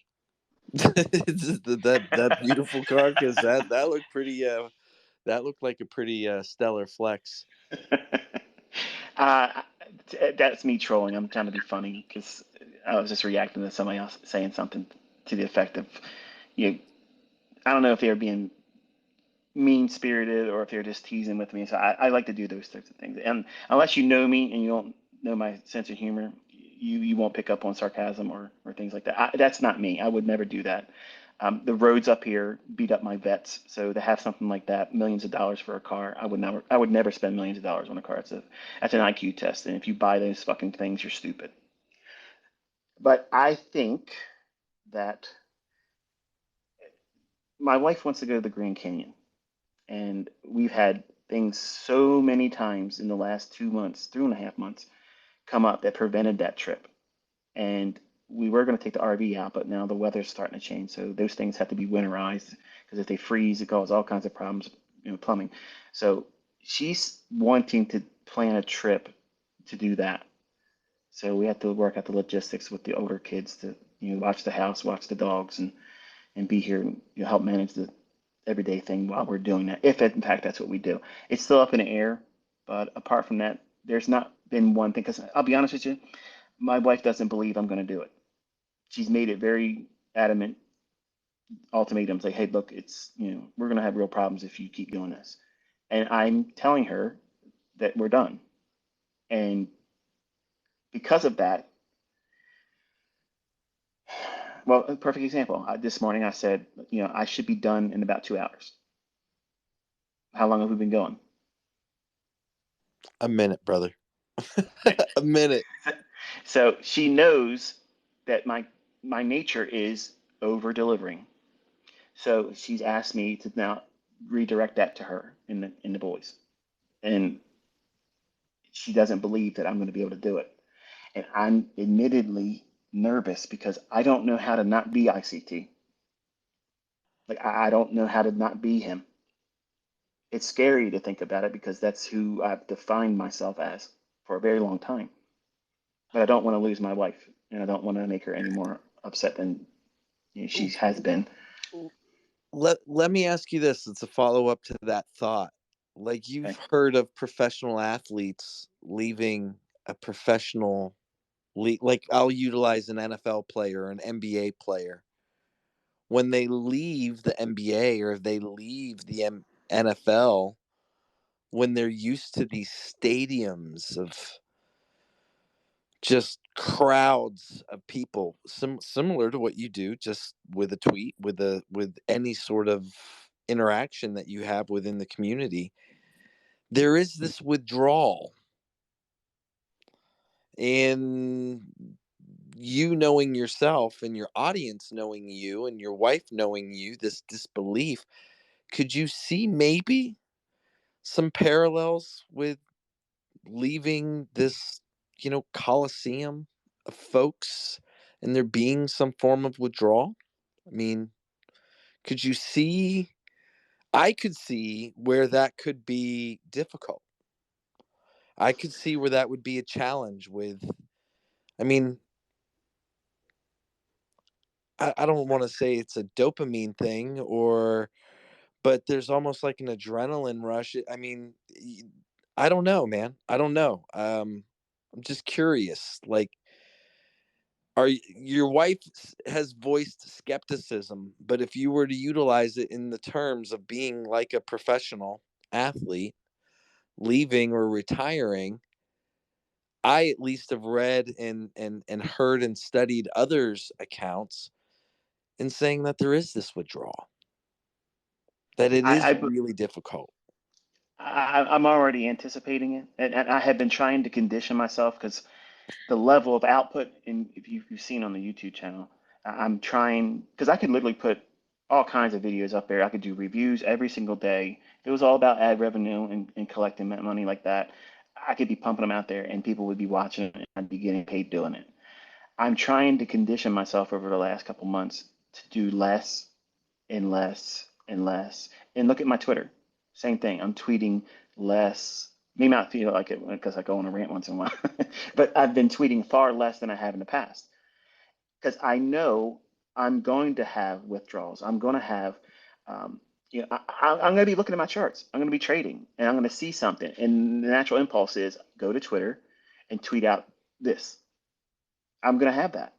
But I have to now discipline myself. And it's going to take my wife observing me probably not being my normal self. And that's why I have to also be cognizant of that and be aware that don't look like you're miserable because you're not doing what you're so used to doing, because that'll offend her. And then I'm afraid that I'll influence her. She'll say, go do it, you give into it and just go do what you want to do. That's not fair to her. So I have a lot of pressure on me to do something that I think in anybody else's eyes should be a very easy thing. If you don't want to do something, you just don't do it. But my whole life has been this. Like my whole life has been like I was inner circle trader before you knew me on Baby Pips. Like I've been that guy. I've been that guy since 1997, going into 1988. Like that's when inner circle trader was really coined. But before that, I was Oxytixo. That's who I was on America Online. That was me. But I've always Wait, been this guy. Oxytixo? Oxytixo. Oxytixo. I didn't know that. Yeah. That's an interesting name. Yeah. I love sharing and I love getting the feedback when people see it pan out. And that feedback on Twitter I guess in a way is a dopamine hit, but it's not on the basis of me being celebrity. It's on them sharing that moment of, see, it works, doesn't it? It has nothing to do with me. I'm completely outside the conversation. I'm just a conduit that says, hey, look here, watch where it goes. And boop, it goes there. And I try to make an emotional response that you'll remember because everybody lives on emotion, right? I mean, think about the first time you had your heart broken. You know exactly where you were, you know exactly what it felt like and who it was. It leaves a scar. Well, I want to have a mile marker where you remembered being here live, where I said, this is what it's going to do. And it happened. And then when I tweet and I have the tweet already typed out, as soon as I tell you before it's going to go there, I already have in mind what I want to say in the tweet. I tell you where it's going to go, and then I start typing out the tweet and picking the meme picture that I'm going to use with it. And then I have to sit there and wait for it. And then when the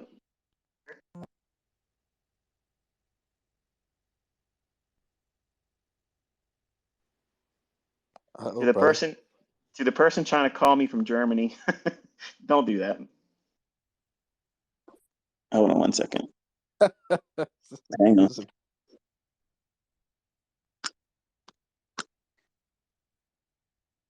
you hear me? Yep. Okay, back. I had to put it on Do Not Disturb. I forgot to do it. Usually I do that because every time I do a live or I do a Twitter space, everybody knows my phone number. Like everybody has my fucking phone number, and they either tweet to me, "How you doing, ICT? Good morning, ICT. Thanks for this or this that." And if I would have had my phone next to me when I was doing a live stream the other day, a couple of them were telling me, "Hey, there's no audio. Fix your audio." And while I appreciate that, uh, all of you are the reason why my phone number is changing in November. I'm having an unlisted phone number and a business name you will never know about. So, please just understand that I have to have my own privacy. And I know some of you would love nothing more to be able to say, I got ICT's phone number in my phone and I can text him, he'll reply to me. Um, that's just not where I want to go with that. And I don't want to offend any of you or make you feel like I don't appreciate that love and adoration. But that's just beyond where I want to have our relationship. I want to be able to lay something in your hands, watch you run with it. I want you to be the star, all of you. I want to watch all of you rise up and be better than me, be bigger than me. I want to see that in all of you. And not all of you are going to be able to do that. But if some of you do, that's going to entertain me the rest of my days. And I can't wait to see that.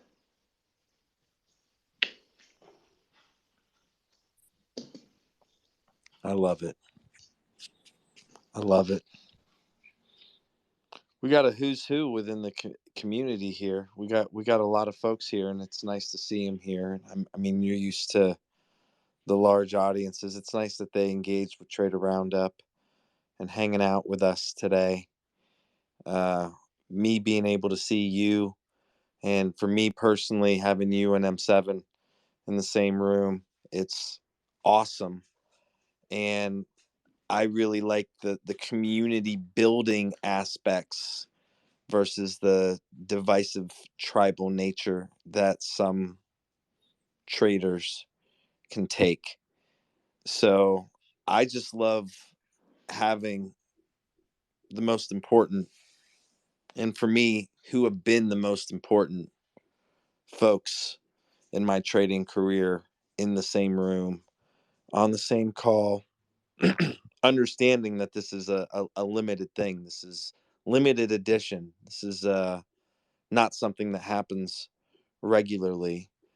Um, I mean, I want to say from the bottom of my heart, thank you to ICT and to M7 for the clarity, for the increase that I've been afforded based off of your ability to communicate and articulate where and how you see price. And I believe you do it in such a way that this idea of universal just means that all of the components are there for an individual to be able to construct it and make it make sense for themselves in an otherwise chaotic, very competitive environment that is, statistically conducive to loss. So again, I want to say thank you from the bottom of my heart, and how grateful and appreciative I am to have you, Michael, here, and to have M7, who's been a real friend and mentor to me as well. It's a very, very honor. It's very much an honor and a privilege to share the stage with you guys. And Michael, thank you for recreating our 4-hour plus interview from early on in April, doing it here for folks to get an opportunity to listen to. Yeah, I And felt a little guilty because I tried very hard to clean that video up, and I exhausted everything I could. I was like, you know what? I settled in on thinking I would just do an audio version of it. I was like, it won't work. Like it won't work. It'll look different from all the other ones anyway. So I said, you know what? He asked if he could, do audio version. Okay, well, I'll just make myself available to hang out with y'all. And I'm glad that you at least see it wasn't the same conversation, obviously. I mean, different things were said, and we were being more personal that won't be here. But by far and large, most of everything else that would be not so personal, we covered it today. And I wanted to make sure, since that was the one that I did last, it wasn't able to be making it up on my YouTube channel. You're welcome to share this and do whatever you want to do with it. It matters not to me, what you do with it. thank you. But I wanted to give you your time, and I felt like it was it was unfortunate because we spent some hours talking and we had a good conversation, and it was lost to technical glitches in the bandwidth coming through. So I was like, let's just do it again. And I'm not going to do any more interviews. Like I apologize for the folks that want to do them. Um, I don't have enough time to do all them, and it's easier for me to just have a short little exchange with you on Twitter while I'm here. And most of the stuff really, if you really condense it, they're all just basically trying to tell me what they do with it and just say thank you. And there's a short way of doing it. Just send a tweet. I'll appreciate it. I'll like it. I'll show it to my family and say, here's another one. Everybody that ever shows me their results with what they've done with this, my whole family sees it. I'm proud of you. You're like one of my children. I don't care if you're older than me.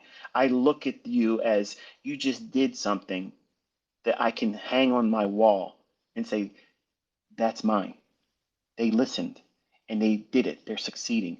They don't just like flash across my screen and I'm forgetting it. Like I have screenshots of everything. Every one of your certificates that you pass, every time you do a withdrawal, every time you sent me pictures. I have boxes of stuff that people have sent me letters, pictures of their certificates, their photographs, drawings, everything. I save all that stuff. I have all kinds of stuff saved up from even when I was doing the mentorship, people that wrote me and appreciating and saying this and saying that. Yeah, in a lot of ways, I'm a pack rat for that because they're treasures to me. When I'm older and no longer anybody reaching out and it dies down, and I want it to, I want to be able to sit back on my rocking chair and pull out these things and relive all these moments because they're like journals. They're like journal entries. They're people's lives that I was so fortunate enough to be able to touch and make something better for them by having my time and energy directed towards them. And you've given me a gift by sharing your experience with what I've done with my entire life. And I thank and appreciate all of you that have done that.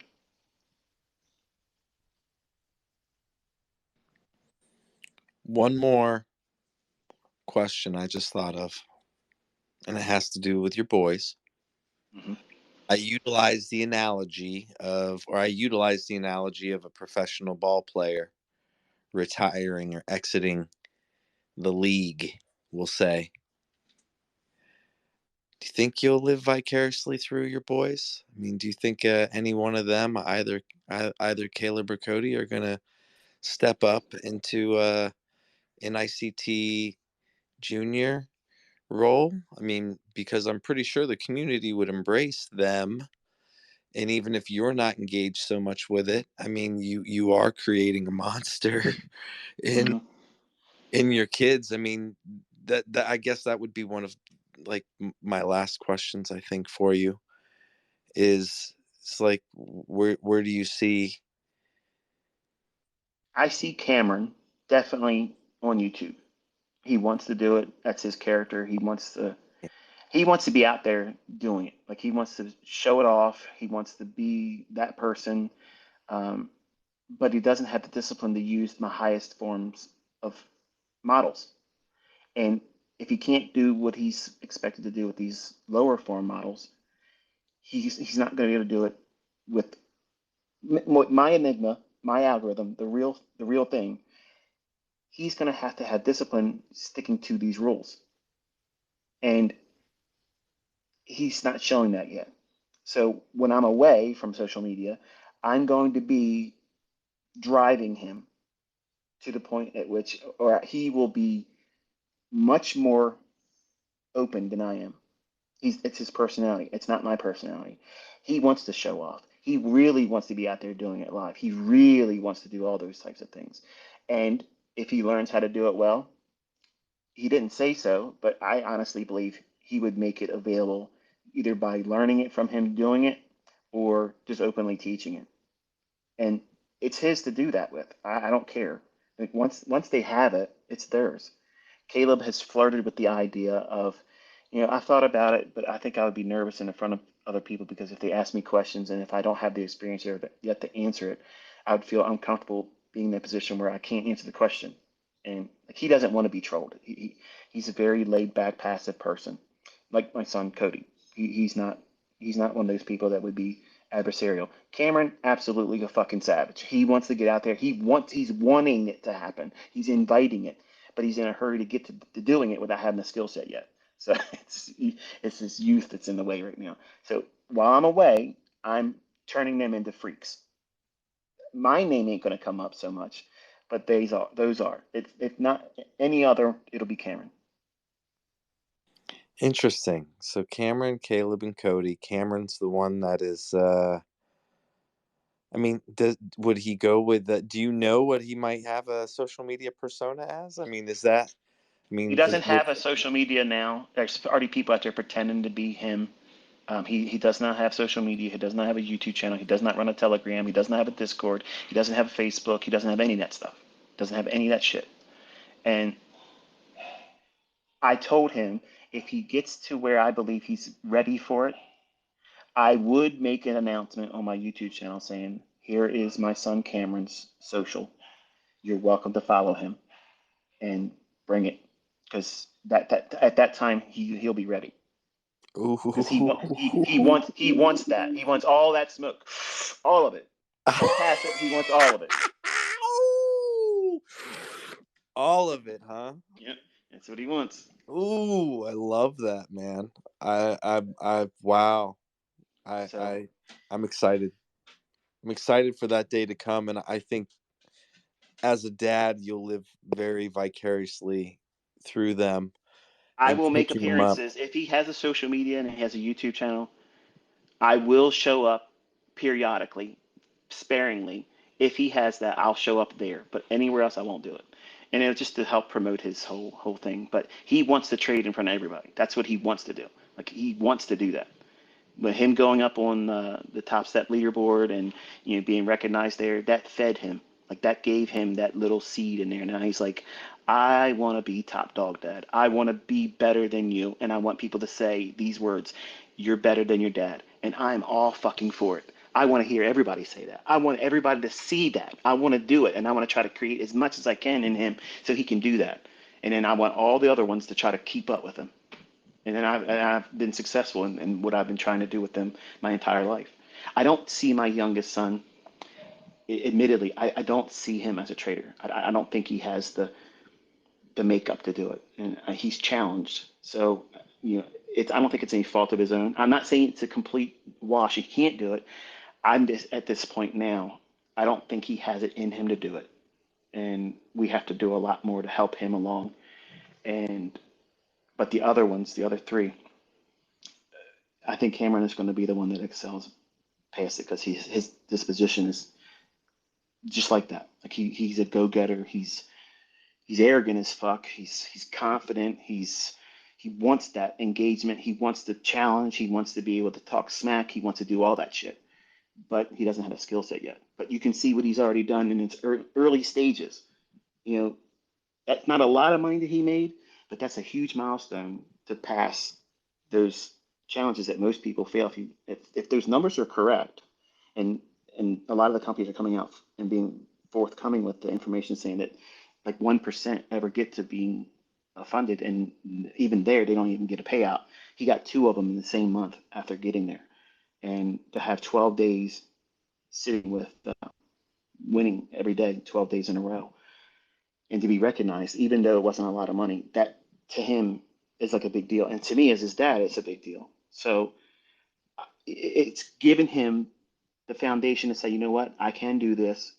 And if I can do this early on, where am I going to be at 2 years from now? Where am I going to be at 5 years from now? And if he wants to start, teaching this stuff on a YouTube channel, that's his business. Who's going to say he shouldn't do it? I'm not going to say don't do that.